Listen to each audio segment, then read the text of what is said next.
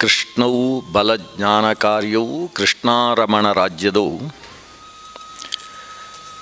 ಪುಷ್ಣೀತಾಂ ಮಮ ಸದ್ಬುದ್ಧಿಂ ವೃಷ್ಣಿವಾಸಿಷ್ಠ ವಂಶಜೌ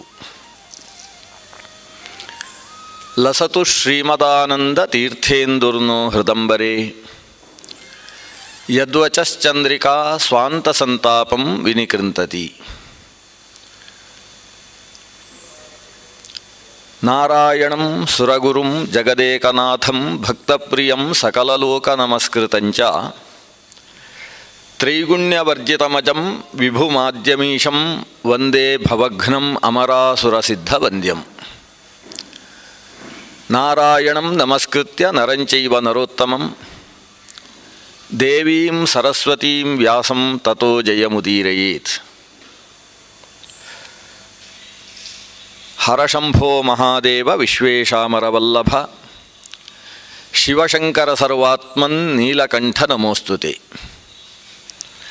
ಅಭೀಪ್ಸಿತಾರ್ಥಸಿದ್ಧ್ಯರ್ಥಂ ಪೂಜಿತೋ ಯಸ್ಸುರೈರಪಿ ಸರ್ವವಿಘ್ನಚ್ಛಿದೇ ತಸ್ಮೈ ಗಣಾಧಿಪತಯೇ ನಮಃ.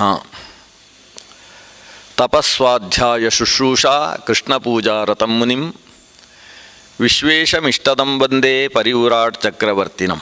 ಶ್ರೀಗುರುಭ್ಯೋ ನಮಃ. ಲೋಪಾಮುದ್ರೆಯ ಜೊತೆಗೆ ಅಗಸ್ತ್ಯ ಮಹರ್ಷಿಗಳಿಗೆ ವಿವಾಹವಾಗುವ ಪ್ರಕರಣದ ತನಕ ನಿನ್ನೆ ದಿವಸ ಕಥೆಯನ್ನು ಅನುಸಂಧಾನ ಮಾಡಿದ್ದೇವೆ. ವಿದರ್ಭ ರಾಜಕುಮಾರಿಯಾಗಿ ಬೆಳೆದಂತಹ ಶಿರೀಷ ಮೃದ್ವಂಗಿನಿಯಾದಂತಹ ಲೋಪಾಮುದ್ರೆ ಕಾಡಿನ ಕರ್ಕಶ ತಪಸ್ಸುಗಳಲ್ಲಿ ತೊಡಗಿರತಕ್ಕಂತಹ ಅಗಸ್ತ್ಯ ಮಹರ್ಷಿಗಳು. ಲೋಪಾಮುದ್ರೆ ಸಂಪೂರ್ಣವಾಗಿ ಅಗಸ್ತ್ಯರ ವೃತ್ತಿಗೆ ಅಗಸ್ತ್ಯರ ಪ್ರವೃತ್ತಿಗೆ ತನ್ನನ್ನು ತಾನು ತೊಡಗಿಸಿಕೊಳ್ತಾಳೆ. ಇಂಗಿತಜ್ಞೆಯಾಗಿ ಅಗಸ್ತ್ಯರ ಜೊತೆಗೆ ಸೇವೆಯನ್ನು ಮಾಡ್ತಾಳೆ. ಕಾಡಿನಲ್ಲಿ ತಾಪಸ ವೇಷವನ್ನು ಉಟ್ಟು ಅಗಸ್ತ್ಯರ ತಪಸ್ಸಿಗೆ ಅಗಸ್ತ್ಯರ ಪೂಜೆಗೆ ತಾನು ಸಹಕಾರಿಣಿಯಾಗಿ ನಿಲ್ತಾಳೆ. ಸುಮಾರು 4 ವರ್ಷಗಳ ತಪಸ್ಸು. ಅಗಸ್ತ್ಯರಿಗೆ ತಾನು ಮದುವೆಯಾಗಿದ್ದೇನೆ ಅನ್ನೋದೇ ಮರೆತೋಗಿದೆ. ಅವರು ತಪಸ್ಸಿನಲ್ಲಿ ಮುಳುಗಿದ್ದಾರೆ. ಅವರ ತಪಸ್ಸಿಗೆ ಪೂರ್ಣ ಮಟ್ಟದಲ್ಲಿ ಸಹಕರಿಸಿದ್ದಾಳೆ ಈ ಕವೇರ ಸುತೆಯಾಗಿರತಕ್ಕಂತಹ ಲೋಪಾಮುದ್ರೆ. ಅಗಸ್ತ್ಯರು ತಪಸ್ಸಿನಲ್ಲಿ ಒಂದು ಹಂತದ ಸಾಧನೆಯನ್ನು ಮುಟ್ಟಿದ ನಂತರ ನಾನು ಏತಕ್ಕೋಸ್ಕರ ಮದುವೆಯಾದದ್ದು ಅಂತ ಆಲೋಚನೆ ಮಾಡ್ತಾರೆ. ತನ್ನ ಪಿತೃಗಳು ಒಂದು ದೊಡ್ಡ ಹೊಂಡದಲ್ಲಿ ತಲೆ ಕೆಳಗಾಗಿ ಜೋತಾಡ್ತಾ ಇದ್ದದ್ದು, ಬ್ರಹ್ಮತೇಜಸ್ಸಿನಿಂದ ಕೂಡಿದಂತಹ ಆ ಪಿತೃಗಳು ಸಂತಾನವನ್ನು ಪಡೆಯುವುದರ ಮೂಲಕ ಪಿತೃ ಋಣವನ್ನು ಈಡೇರಿಸಿಕೊಳ್ಳುವುದಕ್ಕೆ ಆದೇಶಿಸಿದ್ದು, ಆ ನಿಟ್ಟಿನಿಂದ ನಾನು ಮದುವೆಯ ಆಲೋಚನೆ ಮಾಡಿ ಅಂತಹ ರೂಪಸಿಯಾದ ಗುಣವತಿಯಾದಂತಹ ಹೆಣ್ಣುಮಗಳು ಹುಟ್ಟುವುದಕ್ಕೆ ಬೇಕಾದ ಮಂತ್ರಶಕ್ತಿಯನ್ನು ತುಂಬಿಸಿ ವಿದರ್ಭರಾಜನ ಮನೆಯಲ್ಲಿ ನನಗೆ ಬೇಕಾಗಿ ಒಂದು ಹೆಣ್ಣು ಹುಟ್ಟುವ ಹಾಗೆ ಅನುಗ್ರಹಿಸಿದ್ದು, ಇದನ್ನೆಲ್ಲ ಜ್ಞಾಪಿಸಿಕೊಳ್ತಾರೆ. ಅವತ್ತು ತಪಸ್ಸಿನಿಂದ ಹೊರಗೆ ಬಂದು ಲೋಕಕ್ಕೆ ಮುಖ ಮಾಡಿ ತನ್ನ ಪತ್ನಿಯಲ್ಲಿ ಸಂತಾನವನ್ನು ಪಡೆಯಬೇಕು ಅಂತ ಆಲೋಚನೆ ಮಾಡ್ತಾರೆ.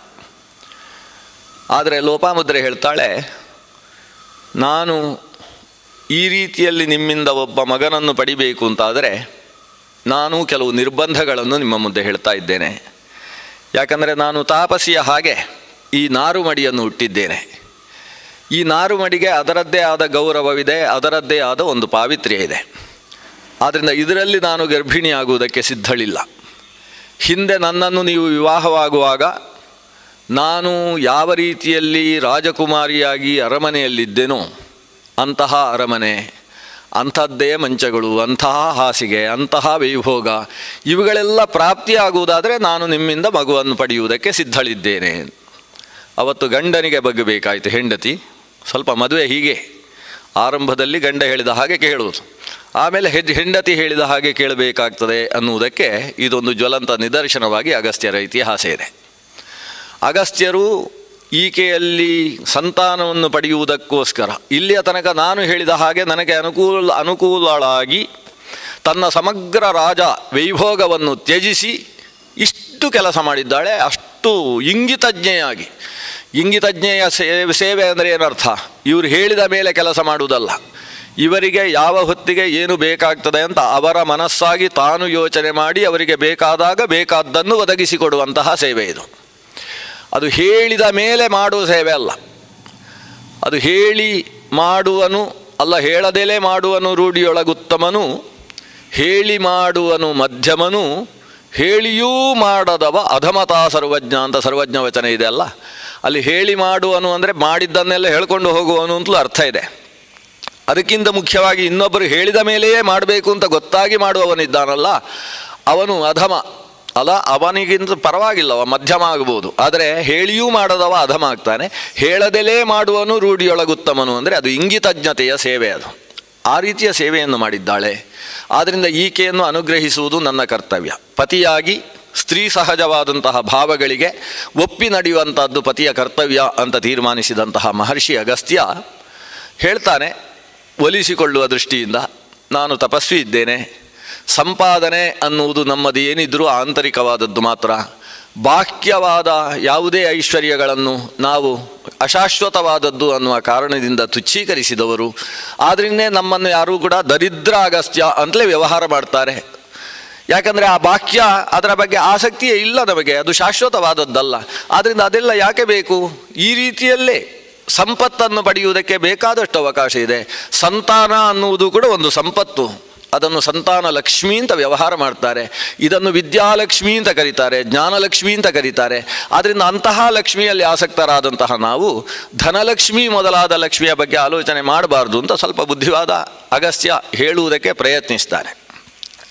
ಆದರೆ ಈಕೆ ಹೇಳ್ತಾಳೆ, ನೀವು ಯಾವಾಗ ತಪಸ್ಸು ಅನ್ನುವ ಲಕ್ಷ್ಮಿಯನ್ನು ಒಲಿಸಿಕೊಂಡಿದ್ದೀರಿ, ಆ ತಪಸ್ಸಿಗೆ ಪ್ರಪಂಚವನ್ನೇ ಕೈವಶ ಮಾಡಿಕೊಳ್ಳತಕ್ಕಂತಹ ಸಾಮರ್ಥ್ಯ ಇದೆ ಅಂತ ಕೇಳಿದ್ದೇನೆ. ಚತುರ್ಮುಖ ಬ್ರಹ್ಮ ಏನೇನನ್ನು ಸೃಷ್ಟಿ ಮಾಡಿಯಾನೋ ಅಂತಹ ಸೃಷ್ಟಿಯ ಸಾಮರ್ಥ್ಯ ತಪಸ್ಸಿನ ಬಲದಿಂದ ತಪಸ್ವಿಯಾದವನಿಗೆ ಲಭಿಸ್ತದೆ ಅಂತ ನಾನು ಕೇಳಿದ್ದೇನೆ. ಆದ್ದರಿಂದ ನಿಮಗೇನು ಕಷ್ಟದ ಕೆಲಸ ಹೇಳಲಿಲ್ಲ ನಾನು, ಬಹಳ ಸುಲಭ, ಬೇಕಾದ್ದನ್ನು ನೀವು ಸೃಷ್ಟಿ ಮಾಡಿಕೊಳ್ಬೋದು. ಅದಕ್ಕೆ ಅಗಸ್ತ್ಯರು ಹೇಳಿದರು, ಅದು ಹೌದು, ಸೃಷ್ಟಿಸಬಲ್ಲೆ. ಆದರೆ ನಾನು ಇಷ್ಟು ಕಾಲದ ತನಕ ಕಷ್ಟಪಟ್ಟು ಮಾಡಿದ ತಪಸ್ಸನ್ನು ಯಾವುದೋ ಐಹಿಕವಾದಂತಹ ಪುಟ್ಟ ಆಕಾಂಕ್ಷೆಗೋಸ್ಕರ ಅಷ್ಟು ನಾಶ ಮಾಡಿಕೊಳ್ಬೇಕಾಗ್ತದೆ. ತಪಸ್ಸನ್ನು ಭೋಗಕ್ಕೋಸ್ಕರ ನಾಶ ಮಾಡಿಕೊಳ್ಳುವ ಮೂರ್ಖ ಅಂತ ಕರೆಸಿಕೊಳ್ತಾನೆ. ಆದ್ದರಿಂದ ನಾನು ಅದನ್ನು ನಾಶ ಮಾಡುವುದಕ್ಕೆ ಇಷ್ಟಪಡುವುದಿಲ್ಲ. ಆದರೆ ನಿನ್ನ ಆಸೆಯನ್ನು ಈಡೇರಿಸುವುದು ಪತಿಯಾಗಿ ನನ್ನ ಕರ್ತವ್ಯ. ಹಾಗಾಗಿ ಯಾವಾಗ ತಪಸ್ವಿಯಾದ ಲೋಕಕ್ಷೇಮಕ್ಕೋಸ್ಕರವೇ ಕೆಲಸ ಮಾಡತಕ್ಕಂತಹ ವ್ಯಕ್ತಿಗೆ ಏನಾದರೂ ಬೇಕಾಗ್ತದೋ ಆವಾಗ ರಾಜನ ಹತ್ರ ಕೇಳಬಹುದು ಅಂತ ಶಾಸ್ತ್ರ ಇದೆ. ಆದ್ದರಿಂದ ರಾಜನಲ್ಲಿ ಹೋಗಿ ಅದನ್ನು ಪಡ್ಕೊಂಡು ಬರ್ತೇನೆ ಅಂತ ಹೊರಡ್ತಾರೆ. ಹೊರಟು ಆ ದೇಶದ ರಾಜ ಶ್ರುತರ್ವ ಅಂತ, ಶ್ರುತರ್ವಾಣಂ ಸಮಾಸಾದ್ಯ, ಆ ಶ್ರುತರ್ವ ಅನ್ನುವ ರಾಜನ ಹತ್ರ ಬರ್ತಾನೆ ಅಗಸ್ತ್ಯ ಮಹರ್ಷಿ. ಬಂದು, ನಾನು ಧನಾರ್ಥಿಯಾಗಿ ಆಗಮಿಸಿದ್ದೇನೆ, ಅಲ್ಪ ಸ್ವಲ್ಪ ಧನ ನನಗೆ ಸಾಕಾಗುವುದಿಲ್ಲ, ಹಾಗಾಗಿ ಯಾರಿಗೂ ತೊಂದರೆ ಆಗದೇ ಇರುವ ಹಾಗೆ ನಿನ್ನಲ್ಲಿರು ಖಜಾನೆಯಲ್ಲಿರ್ತಕ್ಕಂಥ ದುಡ್ಡಿನ ಲೆಕ್ಕಾಚಾರವನ್ನು ನನ್ನ ಮುಂದೆ ಇಡಬೇಕು. ಎಷ್ಟು ಆಯ, ಎಷ್ಟು ವ್ಯಯ, ಅದರಲ್ಲಿ ಉಳಿಯುವಂಥದ್ದಿದ್ದರೆ ಅದನ್ನು ನಾನು, ಅದು ಎಷ್ಟಿದೆ ಅಂತ ಹೇಳಿದರೆ ಅದರಲ್ಲಿ ಎಷ್ಟು ಬೇಕು ಅಂತ ಕೇಳ್ತೇನೆ ಅಂತ ಹೇಳ್ತಾನೆ. ನೋಡಿ, ದಾನ ಹೋಗಿ ಕೇಳುವಾಗಲೂ ಇಷ್ಟು ಲೆಕ್ಕಾಚಾರ. ಶ್ರುತರ್ವ ತನ್ನ ಮಂತ್ರಿಗಳನ್ನು ಕರೆಸ್ತಾನೆ, ಆಯವ್ಯಯದ ಪಟ್ಟಿ ಮುಂದಿಡ್ತಾನೆ. ನೋಡಿದರೆ ಆಯಾ ವ್ಯಯ ಸೇರಿ ಕೊನೆಗೆ 0 ಬಂದಿದೆ, ಶೇಷ ಉಳಿಲೇ ಇಲ್ಲ. ಎಷ್ಟು ಆಯವೋ, ಎಷ್ಟು ಟ್ಯಾಕ್ಸ್ ಹಾಕಿದ್ದೇವೆ ಅಷ್ಟಕ್ಕೆ ಸರಿಯಾಗಿ ಲೆಕ್ಕಾಚಾರ ಇದೆ. ಯಾವ ಯೋಜನೆ, ಆ ವರ್ಷದ ಯೋಜನೆಗಳಿದ್ದಾವೆ ಅದಕ್ಕೆ ಅದು ಸರಿಯಾಗಿ ಹೊಂದಿಕೆ ಆಗ್ತಾ ಇದೆ, ಉಳಿಯುವಂಥ ದುಡ್ಡು ಇಲ್ಲ. ಅದನ್ನು ಹೇಳ್ತಾನೆ ಶ್ರುತರ್ವ, ಸ್ವಾಮಿ, ಆಯವ್ಯಯದ ಲೆಕ್ಕಾಚಾರದಲ್ಲಿ ಸ್ವಲ್ಪವೂ ಉಳಿಯುವುದಕ್ಕೆ ಸಾಧ್ಯ ಆಗಲಿಲ್ಲ. ಹಿಂದೆ ನಮ್ಮ ಪಿತಾಮಹರಾಜನಾಗಿರಬೇಕಾದರೆ ಬಹಳಷ್ಟು ಉಳಿತಾಯ ಆಗ್ತಿತ್ತು. ಉಳಿತಾಯ ಆದದ್ರಿಂದ ನಾವು ಯಜ್ಞ ಕಾರ್ಯಕ್ರಮವನ್ನು ಹಮ್ಮಿಕೊಂಡು ಯಜ್ಞದಲ್ಲಿ ವಿತರಣೆ ಮಾಡಿ ಮುಗಿಸ್ತಾ ಇದ್ವಿ.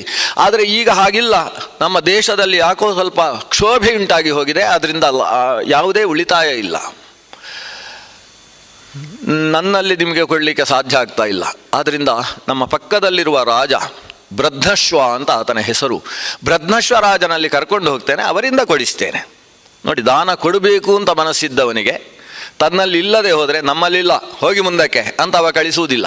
ಯಾರಲ್ಲಿ ಇದೆಯೋ ಅವರಲ್ಲಿ ಕರ್ಕೊಂಡು ಹೋಗಿ, ಒಳ್ಳೆಯ ಕೆಲಸ ಮಾಡ್ತಾ ಇದ್ದಾರೆ, ಇವರಿಗೆ ಕೊಟ್ಟದ್ದಕ್ಕೆ ಸಾರ್ಥಕ್ಕೆ ಇದೆ, ಅಷ್ಟು ಒಳ್ಳೆಯ ಕೆಲಸ, ಆದ್ದರಿಂದ ನಿಮ್ಮಿಂದ ಸಾಧ್ಯವಾಗುವುದಾದರೆ ಸ್ವಲ್ಪ ಕೊಡಿ. ಈ ಕೊಡುವುದು ಅನ್ನುವುದು ಒಂದು ದೊಡ್ಡ ಗುಣ, ಕೊಡಿಸುವುದು ಅನ್ನುವುದು ಮತ್ತೊಂದು ದೊಡ್ಡ ಗುಣ. ಆದರೆ ಸಾಮಾನ್ಯವಾಗಿ ಕೊಡುವವ ಕೊಡಿಸುವುದಿಲ್ಲ, ಕೊಡಿಸುವವ ಕೊಡುವುದಿಲ್ಲ. ಇದು ಲೋಕದಲ್ಲಿರ್ತಕ್ಕಂಥ ಸ್ಥಿತಿ. ದಾತ ನ ದಾಪಯತಿ ಅಂತ. ದಾತೃ ಯಾರಿದ್ದಾನೆ ಅವ ಕೊಡಿಸುವ ಕೆಲಸಕ್ಕೆ ಹೋಗುವುದಿಲ್ಲ.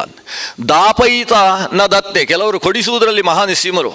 ಓ, ನಿಮ್ಮ ದೇವಸ್ಥಾನಕ್ಕೆ ಬೇಕಿತ್ತಲ್ವ, ಬನ್ನಿ ಪಕ್ಕದ ಮನೆಗೆ ಹೋಗುವ ಅಂತ ಅವರ ಹತ್ರ ರಶೀದಿ ಹಾಕಿಸ್ತಾರೆ ಹೊರತು ಇವರು 5 ಪೈಸೆಯೂ ಕೂಡ ಬಿಚ್ಚುವುದಿಲ್ಲ ಅಂಥವ್ರು ಇರ್ತಾರೆ. ದಾಪಯಿತ ನ ದತ್ತೆ, ಕೊಡಿಸುವವ ಅವ ಕೊಡುವುದಕ್ಕೆ ಹೋಗುವುದಿಲ್ಲ. ಆದರೆ ಎರಡೂ ಗುಣ ಇದ್ದವರು 100ಕ್ಕೆ ಅಲ್ಲ 1000ಕ್ಕೆ ಒಬ್ಬ ಸಿಗುವ ಸಾಧ್ಯತೆ ಇದೆ. ಯೋ ದಾನ ದಾಪನ ಪರಹ, ಅವನು ದಾನವನ್ನು ಮಾಡ್ತಾನೆ ದಾಪನವನ್ನು ಮಾಡ್ತಾನೆ, ಕೊಡಿಸುವ ಕೆಲಸ ಎರಡೂ ಇದೆ ಅವನಲ್ಲಿ. ಆದರೆ ಮಧುರಂನ ಭಕ್ತಿ, ಅವನಲ್ಲಿ ಒಂದು ಸಮಸ್ಯೆ ಏನಿದೆ ಅಂದರೆ ಕೊಡ್ತಾನೆ, ಇನ್ನೊಬ್ಬರ ಹತ್ರ ತಾನೇ ಕರ್ಕೊಂಡು ಹೋಗಿ ನೋಡಿ ಇಷ್ಟು ಒಳ್ಳೆ ಕೆಲಸ ಕೊಡಿಸಿ ಅಂತ ಕೊಡಿಸುವ ಕೆಲಸವನ್ನು ಮಾಡ್ತಾನೆ. ಆದರೆ ಕೊಟ್ಟು ಕಳಿಸುವಾಗ ನಾನು ಕೊಟ್ಟಿದ್ದೇನೆ ತಗೊಂಡು ಹೋಗಿ ಎಲ್ಲ ಆದಮೇಲೆ ಲೆಕ್ಕಾಚಾರ ನಂಗೆ ತೋರಿಸಬೇಕು. ಅವನ ಮಧುರ ವಚನ ಇಲ್ಲ, ಅಹಂಕಾರ, ಮೀಸೆ ತಿರುವಂತಹ ವ್ಯಕ್ತಿತ್ವ ಇರ್ತದೆ. ಈ 3ನೇ ಗುಣ ಬೇಕಲ್ಲ, ವಿನಯ. ದಾನಂಚ ದಾಪನ ಮಥೋ ಮಧುರಾಚ ವಾಣಿ, ಈ 3 ಸೇರಬೇಕು ಅಂತಾದರೆ ಅದು ಎಲ್ಲೋ ಸತ್ಪುರುಷನಲ್ಲಿ, ಕೋಟಿಗೊಬ್ಬ ಅಂತ ಹೇಳುವುದಿಲ್ವ, ಎಲ್ಲೋ ಒಬ್ಬನಲ್ಲಿ. ತ್ರೀಣ್ಯಪ್ಯಮೂನಿ ಸತ್ಪುರುಷೇ ವಸಂತಿ ಅಂತ, ಒಬ್ಬ ಸತ್ಪುರುಷನಲ್ಲಿ ಈ 3 ಕೂಡ ಸೇರುವುದಕ್ಕೆ ಸಾಧ್ಯವಾಗ್ತದೆ. ಅಂಥ ವ್ಯಕ್ತಿತ್ವ ಶ್ರುತರ್ವ ಬೃದ್ಧಶ್ವ ಇತಿಹಾಸದಲ್ಲಿ ಮಹಾಪ್ರಸಿದ್ಧರಾದಂತಹ ರಾಜರುಗಳು. ಬೃದ್ಧಶ್ವನಲ್ಲಿ ಈತ ಕರ್ಕೊಂಡು ಹೋದ, ಅವರ ಹತ್ರ ಕೊಡಿಸುವ. ಬೃದ್ಧಶ್ವನಲ್ಲಿ ಬಂದು ಹೇಳ್ತಾರೆ ಅಗಸ್ತ್ಯರು, ನಾನು ಬಹಳ ಧನಾರ್ಥಿಯಾಗಿ ಬಂದಿದ್ದೇನೆ, ಇಲ್ಲಿ ತನಕ ಯಾರಲ್ಲೂ ಬೇಡಿದವ ಅಲ್ಲ. ಯಾಕಂದರೆ ಮದುವೆ ಆಗಿರಲಿಲ್ಲ, ಮದುವೆ ಆದಮೇಲೆ ಈ ಸಮಸ್ಯೆ ಇದೆ ನನಗೀಗ, ನನಗೆ ಸ್ವಲ್ಪ ಬೇಕಾಗಿದೆ. ಆದರೆ ನೀನು ಹೇಗೆ ಜನರಿಂದ ಕರ ಸಂಗ್ರಹ ಮಾಡ್ತಾ ಇದ್ದಿ ಅಂತ ನನಗೆ ಮಾಹಿತಿ ಕೊಡಬೇಕು. ಟ್ಯಾಕ್ಸ್ ಹೇಗೆ ಹಾಕ್ತಾ ಇದ್ದಿ, ಪುಷ್ಪದಲ್ಲಿರ್ತಕ್ಕಂತಹ ಮಧು ಮಕರಂದ ಅದನ್ನು ಹೀರುವುದಕ್ಕೆ ದುಂಬಿ ಬರ್ತದೆ. ದುಂಬಿ ಬಂದು ಮಕರಂದವನ್ನು ಹೀರುವುದು ಯಾಕೆ ಅಂದರೆ ಆ ಪುಷ್ಪ ಹಣ್ಣಾಗಬೇಕು, ಕಾಯಿಯಾಗಬೇಕು ಅನ್ನುವ ಕಾರಣದಿಂದ. ಆ ಮಕರಂದ ಹಾಗೇ ಉಳಿದಿದ್ದು ಅಲ್ಲಿ ದುಂಬಿಯೇ ಬರಲಿಲ್ಲ ಅಂತ ಆದರೆ ಆ ಪುಷ್ಪ ಒಣಗಿ ಹಾಳಾಗಿ ಹೋಗುತ್ತೆ. ಹಾಗಾದರೆ ಪುಷ್ಪದಿಂದ ಮಕರಂದವನ್ನು ಹೀರಿದ್ದರಿಂದ ಪುಷ್ಪಕ್ಕೇ ಲಾಭವೇ ಹೊರತು ಪುಷ್ಪಕ್ಕೆ ನಷ್ಟವಾಗುವುದಿಲ್ಲ. ಹೇಗೋ ಹಾಗೆ ನೀನು ಪ್ರಜೆಗಳಿಗೆ ಕರವನ್ನು ವಿಧಾನ ಮಾಡ್ತಾ ಇದ್ದೀಯೋ ಅರ್ಥಶಾಸ್ತ್ರದಲ್ಲಿ ಹೇಳಿದ ಕ್ರಮದಲ್ಲಿ. ಅಂದರೆ ಪ್ರಜೆಗಳಿಗೆ ಟ್ಯಾಕ್ಸ್ ಹಾಕಬೇಕು, ಯಾರಿಗೆ ಟ್ಯಾಕ್ಸ್ ಕೊಡುವುದಕ್ಕೆ ಸಾಮರ್ಥ್ಯ ಇದೆ ಅವರಿಗೆ ಮಾತ್ರ ಕರವನ್ನು ವಿಧಿಸಬೇಕು. ಕರವನ್ನು ವಿಧಿಸಿದ ಕಾರಣದಿಂದ ಅವರಿಗೆ ಇನ್ನಷ್ಟು ನಾನು ಸಂಪಾದನೆ ಮಾಡಬೇಕು ಅನ್ನುವ ಪ್ರೇರಣೆ ಸಿಗಬೇಕೇ ಹೊರತು ಇಂಥ ರಾಜ್ಯದಲ್ಲಿ ಸಂಪಾದನೆ ಮಾಡಿ ಪ್ರಯೋಜನ ಇಲ್ಲ ಅನ್ನುವ ಮನಸ್ಥಿತಿ ಬರಬಾರ್ದು.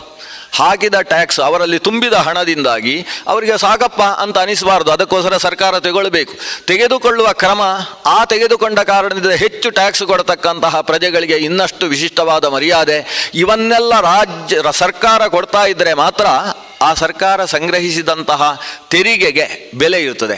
ಆ ಕ್ರಮದಲ್ಲಿ ಅರ್ಥಶಾಸ್ತ್ರೋಕ್ತ ವಿಧಾನದಿಂದ ನಿನ್ನ ತೆರಿಗೆ ಇದೆಯೋ ಅಂತ ಕೇಳಿದರೆ ಮಂತ್ರಿಗಳ ಮುಂದೆ ಇವೆ ಹೇಳ್ತಾನೆ, ಹೇಗೆ ನಾನು ಟ್ಯಾಕ್ಸ್ ವಿಧಿಸ್ತೇನೆ, ಅದರಲ್ಲಿ ವ್ಯಾಪಾರಿಗಳಿಗೆ ಯಾವ ರೀತಿಯಲ್ಲಿದೆ, ಕೃಷಿಕರಿಗೆ ಯಾವ ರೀತಿಯಲ್ಲಿದೆ, ಯಾರು ಕೇವಲ ವಿದ್ಯೋಪಜೀವಿಗಳಿದ್ದಾರೆ ಅವರಿಗೆ ನಾವು ಟ್ಯಾಕ್ಸ್ ಹಾಕ್ತಾ ಇಲ್ಲ, ಎಲ್ಲವನ್ನೂ ಅವ ವಿವರಣೆ ಕೊಟ್ಟ ಮೇಲೆ ಅಗಸ್ತ್ಯರು ಹೇಳ್ತಾರೆ, ಹಾಗಾದರೆ ನಿನ್ನ ಆಯವ್ಯಯ ಲೆಕ್ಕಾಚಾರ ಮಾಡಿ ಕೊಡು. ಲೆಕ್ಕಾಚಾರ ಮಾಡಿ ನೋಡಿದರೆ ಅಲ್ಲಿ ಚುಕ್ತಾಗಿದೆ, ಅಲ್ಲೂ 0 ಶೇಷ. ಅಲ್ಲಿಂದ ಇವರಿಬ್ಬರೂ ಸೇರಿಕೊಂಡು ಇನ್ನೊಬ್ಬ ಅವನು ತ್ರಸದಸ್ಯು ಅಂತ ಆತ ರಾಜ, 3ನೆಯ ರಾಜ. ಅವನು ಪುರುಕುತ್ಸನ ಮಗ. ಪುರುಕುತ್ಸನಿಗೂ ಬಹಳ ಮಹತ್ವ ಇದೆ. ಪುರುಕುತ್ಸನ ಮಗನಾದ ತ್ರಸದಸ್ಯುವಿನ ರಾಜ್ಯಕ್ಕೆ ಬರ್ತಾರೆ. ಅಯೋಧ್ಯೆಯ ಸನಿಹದಲ್ಲಿದ್ದಂತಹ ರಾಜ್ಯ ಅದು. ಅಲ್ಲಿಗೆ ಬಂದು ಅಲ್ಲಿಯೂ ಲೆಕ್ಕಾಚಾರ ಎಲ್ಲ ನೋಡ್ತಾರೆ, ಎಲ್ಲ ಸಮವಾಗಿದೆ. ನೋಡಿ, ಆ ಕಾಲದಲ್ಲಿ ರಾಜರಿಗೆ ಉಳಿತಾಯ ಇರಲಿಲ್ಲ, ಇದೊಂದು ಸಮಸ್ಯೆ ಇತ್ತು. ಈಗ 3 ರಾಜರು ಕೂತು ಅಗಸ್ತ್ಯರ ಜೊತೆಗೆ ಚಿಂತನೆ ನಡೆಸ್ತಾರೆ, ಯಾಕೆ ಹೀಗಾಗಿದೆ. ನಮ್ಮ ಹಿರಿಯರ ಕಾಲದಲ್ಲಿ ಅಷ್ಟು ಉಳಿತಾಯ ಆಗ್ತಿತ್ತು. ರಾಜನಿಗೆ ಉಳಿದಂತಹ ಹಣವನ್ನು ಏನು ಮಾಡುವುದು, ಅದನ್ನು ಆ ವರ್ಷದಲ್ಲಿ ಖಾಲಿ ಮಾಡಬೇಕು. ಬಂದದ್ದನ್ನು ಮುಂದಿನ ವರ್ಷಕ್ಕೆ ಇಟ್ಟುಕೊಂಡ್ರೆ ಅದು ಬೆಳೆಯುವುದಿಲ್ಲ, ಅದು ನಾಶವಾಗ್ತದೆ. ಅದನ್ನು ಹಂಚಿದರೆ ಬೆಳೀತದೆ. ಸಂಪತ್ತು ಅನ್ನುವುದು ನದಿಯಲ್ಲಿದ್ದ ನೀರಿನ ಹಾಗಿರಬೇಕು. ದೋಣಿ ಸಾಗುವುದಕ್ಕೆ ನೀರು, ದೋಣಿ ಸಾಗುವುದಕ್ಕೆ ಬೇಕಾದ ನೀರು ದೋಣಿಯಲ್ಲೇ ಇದ್ದರೆ ಏನಾಗ್ತದೆ, ನಾವು ದೋಣಿ ಸಾಗುವುದಕ್ಕೆ ನೀರು ಬೇಕು ಅಂತ ದೋಣಿಯಲ್ಲೇ ನೀರು ಇಟ್ಕೊಂಡು ಹೋದರೆ ಅದು ಮುಳುಗುತ್ತೆ. ಹಾಗಾದರೆ ನೀರು ಹೊರಗಿದ್ದು ದೋಣಿ ಸಾಗಬೇಕು. ನಮ್ಮ ಸಂಪತ್ತು ನಮ್ಮ ಮನೆಯಿಂದ, ನಮ್ಮ ಕಿಸೆಯಿಂದ, ನಮ್ಮ ಗಾಡ್ರೇಜಿಂದ ಹೊರಗಿದ್ದಷ್ಟು ಅದು ಬೆಳೆಯುತ್ತೆ ಹೊರತು ನಾವು ಸಾಗುವುದಕ್ಕೆ ಅನುಕೂಲವಾಗ್ತದೆ ಹೊರತು ನಮ್ಮ ಒಳಗೇ ತುಂಬಿಸಿಕೊಂಡ್ರೆ ಅದು ಬೆಳೆಯುವುದಿಲ್ಲ, ನಮ್ಮನ್ನು ಮುಳುಗಿಸುತ್ತೆ. ಆ ದೃಷ್ಟಿಯಿಂದ ವರ್ಷಕ್ಕೆ ಬಂದ ಸಂಪತ್ತನ್ನು, ವಿಶಿಷ್ಟ ಸಂಪತ್ತು ಸೇರಿತು ಅಂತಾದರೆ ರಾಜರುಗಳು ಯಜ್ಞಯಾಗಗಳಲ್ಲಿ ಅದನ್ನು ತೊಡಗಿಸಿ ನಾನಾ ರೀತಿಯಿಂದ ಅನ್ನಾದಿ ರೂಪದಿಂದ ವಿತರಣೆ ಮಾಡಿಬಿಡ್ತಾರೆ. ಆದರೆ ಈಗ ಅದೆಷ್ಟೋ ವರ್ಷಗಳಿಂದ ನಾವು ರಾಜರುಗಳು ಯಜ್ಞಯಾಗಗಳನ್ನು ನಡೆಸುವುದಕ್ಕೆ ಅವಕಾಶವೇ ಇಲ್ಲದೆ ಇರುವ ರೀತಿಯ ಸ್ಥಿತಿ ಒದಗಿ ಬಂದಿದೆ. ಅದಕ್ಕೇನು ಕಾರಣ? ಅದಕ್ಕೆ ಇಲ್ವಲ್ಲ ಕಾರಣ. ನೋಡಿ, ಕಥೆ ಮತ್ತೆ ಟ್ರ್ಯಾಕಿಗೆ ಬಂತು. ಇಲ್ವಲ ಅದಕ್ಕೆ ಕಾರಣ. ಇಲ್ವಲನೆಂಬಂತಹ ದೈತ್ಯರಾಜ, ಆತನಲ್ಲಿರುವ ಸಂಪತ್ತಿಗೆ ಇವತ್ತು ಲೆಕ್ಕವೇ ಇಲ್ಲ. ಅದು ದೋಣಿಯಲ್ಲಿ ತುಂಬಿದ ನೀರಿನ ಹಾಗೆ ಸಂಪತ್ತನ್ನೆಲ್ಲ ನೆಲದ ಆಳದಲ್ಲಿ ಹುಗಿದಿಟ್ಟಿದ್ದಾನೆ. ಅವನಲ್ಲಿರುವ ಸಂಪತ್ತು ಎಷ್ಟು ಅಂತ ಯಾರಿಗೂ ಗೊತ್ತೇ ಇಲ್ಲ. ಅಕಸ್ಮಾತ್ ಆಗ ಸುಪ್ರೀಂ ಕೋರ್ಟ್ ಇದ್ದರೆ ಅದನ್ನು ಒಂದು ಲೆಕ್ಕಾಚಾರ ಮಾಡಿ ಅಂತ ಹೇಳಿಬಿಡ್ತಿತ್ತು. ಅವನ ಸಂಪತ್ತಿಗೆ ಲೆಕ್ಕವೇ ಇಲ್ಲ, ಅಷ್ಟು ಸಂಪತ್ತನ್ನು ರಾಶಿ ಹಾಕಿದ್ದಾನೆ. ಎಷ್ಟೆಷ್ಟು ದೊಡ್ಡ ದೊಡ್ಡ ಜ್ಞಾನಿಗಳ, ದೊಡ್ಡ ದೊಡ್ಡ ಸಂಪದ್ಭರಿತರ ಶವವನ್ನು ಅಲ್ಲಿ ಎತ್ತಿ ಹಾಕಿ ಒಂದು ದೊಡ್ಡ ಪರ್ವತದಷ್ಟು ದೊಡ್ಡ ಅಸ್ಥಿಪಂಜರಗಳನ್ನು ಹಾಕಿಟ್ಟಿದ್ದಾನೆ.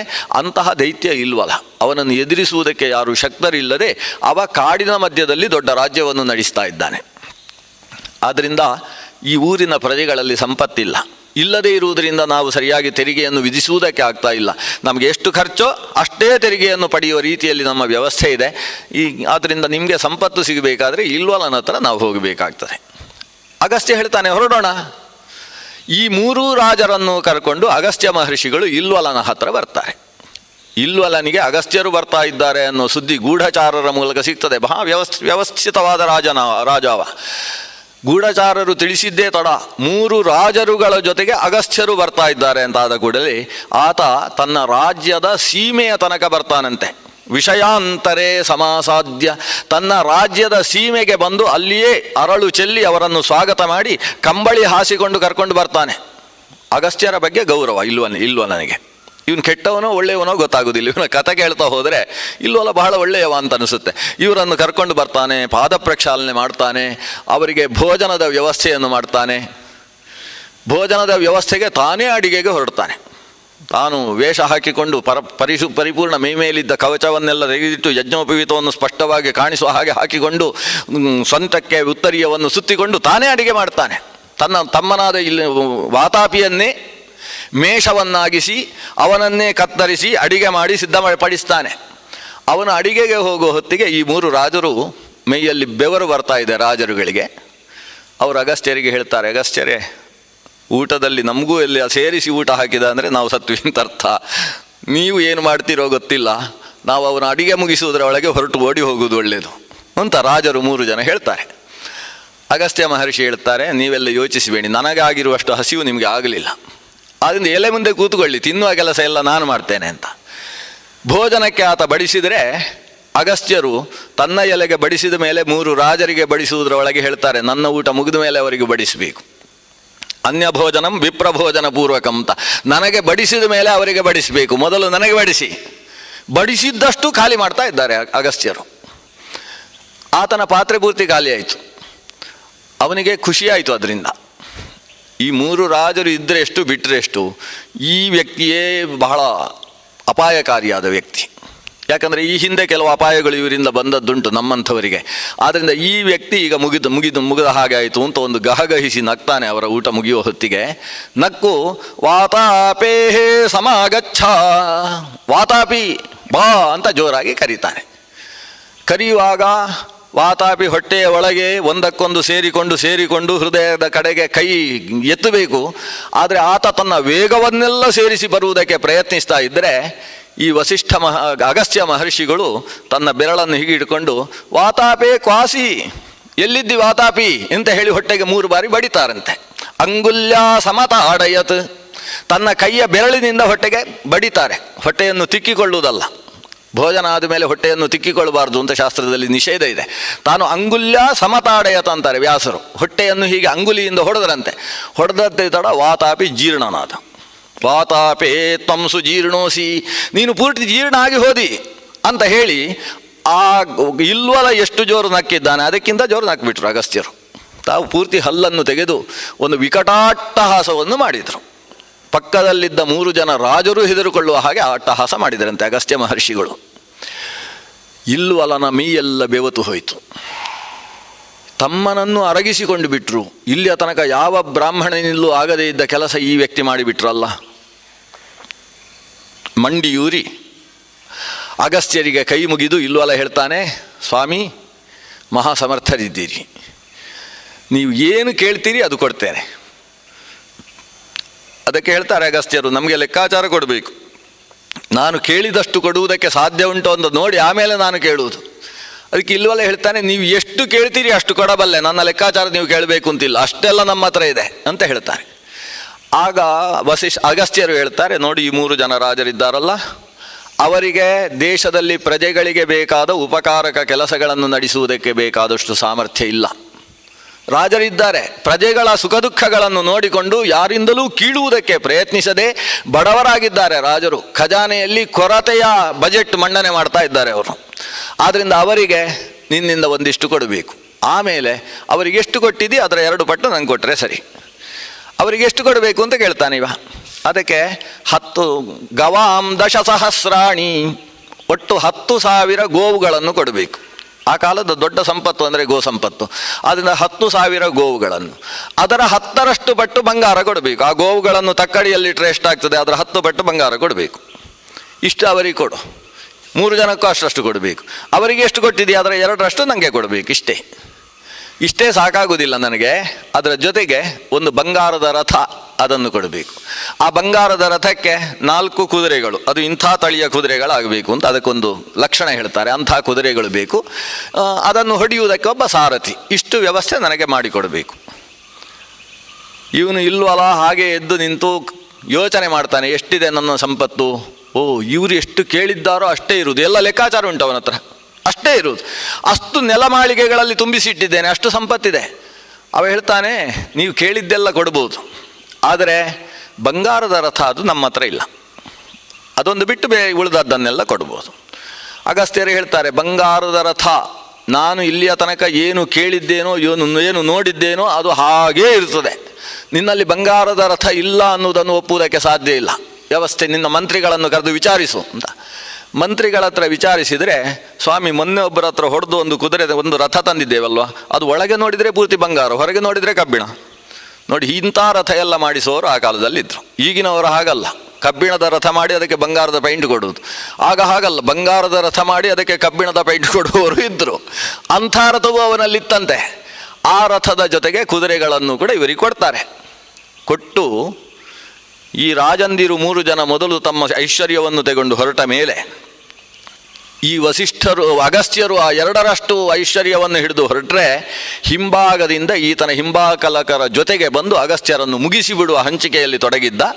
ಅಗಸ್ತ್ಯರ ಮೇಲೆ ಏರಿ ಬರ್ತಾನೆ. ಅಗಸ್ತ್ಯರನ್ನು ಸಂಹಾರ ಮಾಡಿ ಇದನ್ನು ಪಡೆದು ಆಮೇಲೆ ರಾಜರನ್ನು ಹೊಡೆದೋಡಿಸುವುದು ಅನ್ನೋ ಯೋಚನೆಯಲ್ಲಿದ್ದಾನೆ. ಇಲ್ವಲ್ಲ, ಹೊರಗೊಂದು ಮುಖ ಒಳಗೊಂದು ಮುಖ ಇಲ್ವಲ್ಲನ್ನದ್ದು. ಅದನ್ನು ಬಲ್ಲಂತಹ ಅಗಸ್ತ್ಯರು ಆತ ಹಿಂಬಾಲಿಸಿ ಬರ್ತಾ ಇರುವುದನ್ನು ಗಮನಿಸಿದವರು ಹಿಂದಕ್ಕೆ ತಿರುಗಿ ತನ್ನ ಜಟಾಜೂಟವನ್ನು ಬಿಡಿಸಿಕೊಂಡು ಸಿಟ್ಟು ಮಾಡಿಕೊಂಡು ಹುಂಕಾರವನ್ನು ಮಾಡ್ತಾರೆ. ಇಲ್ವಲನು ಭಸ್ಮವಾಗಿ ಹೋಗ್ತಾನೆ. ಹೀಗೆ ವಾತಾಪಿ ಇಲ್ವರಲ್ಲ ಸಂಹಾರವಾಯಿತು.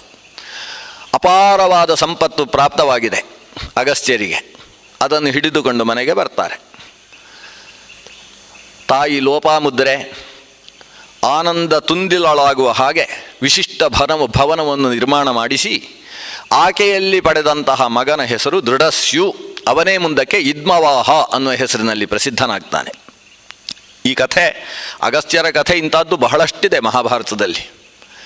ಇನ್ನು ಮುಂದೆ ಯುಧಿಷ್ಠಿರನಿಗೆ ಈ ಕಥೆ ಕೇಳ್ತಾ ಇದ್ದ ಹಾಗೆ ಇನ್ನಷ್ಟು ಕುತೂಹಲ ಆಗ್ತದೆ. ಅವ ಹೇಳ್ತಾನೆ, ಅಗಸ್ತ್ಯರದು ಇನ್ನೊಂದು ಕಥೆ ಹೇಳಿ, ಮತ್ತೊಂದು ಕಥೆ ಹೇಳಿ. ಅಗಸ್ತ್ಯರ ಬಗ್ಗೆ ಕೇಳುವುದು ಅಂದರೆ ಭಾರಿ ಇಷ್ಟವಾಗಿದೆ ಅಂತ ಮುಂದುವರಿಸಿಕೊಂಡು ಹೋಗ್ತಾನೆ.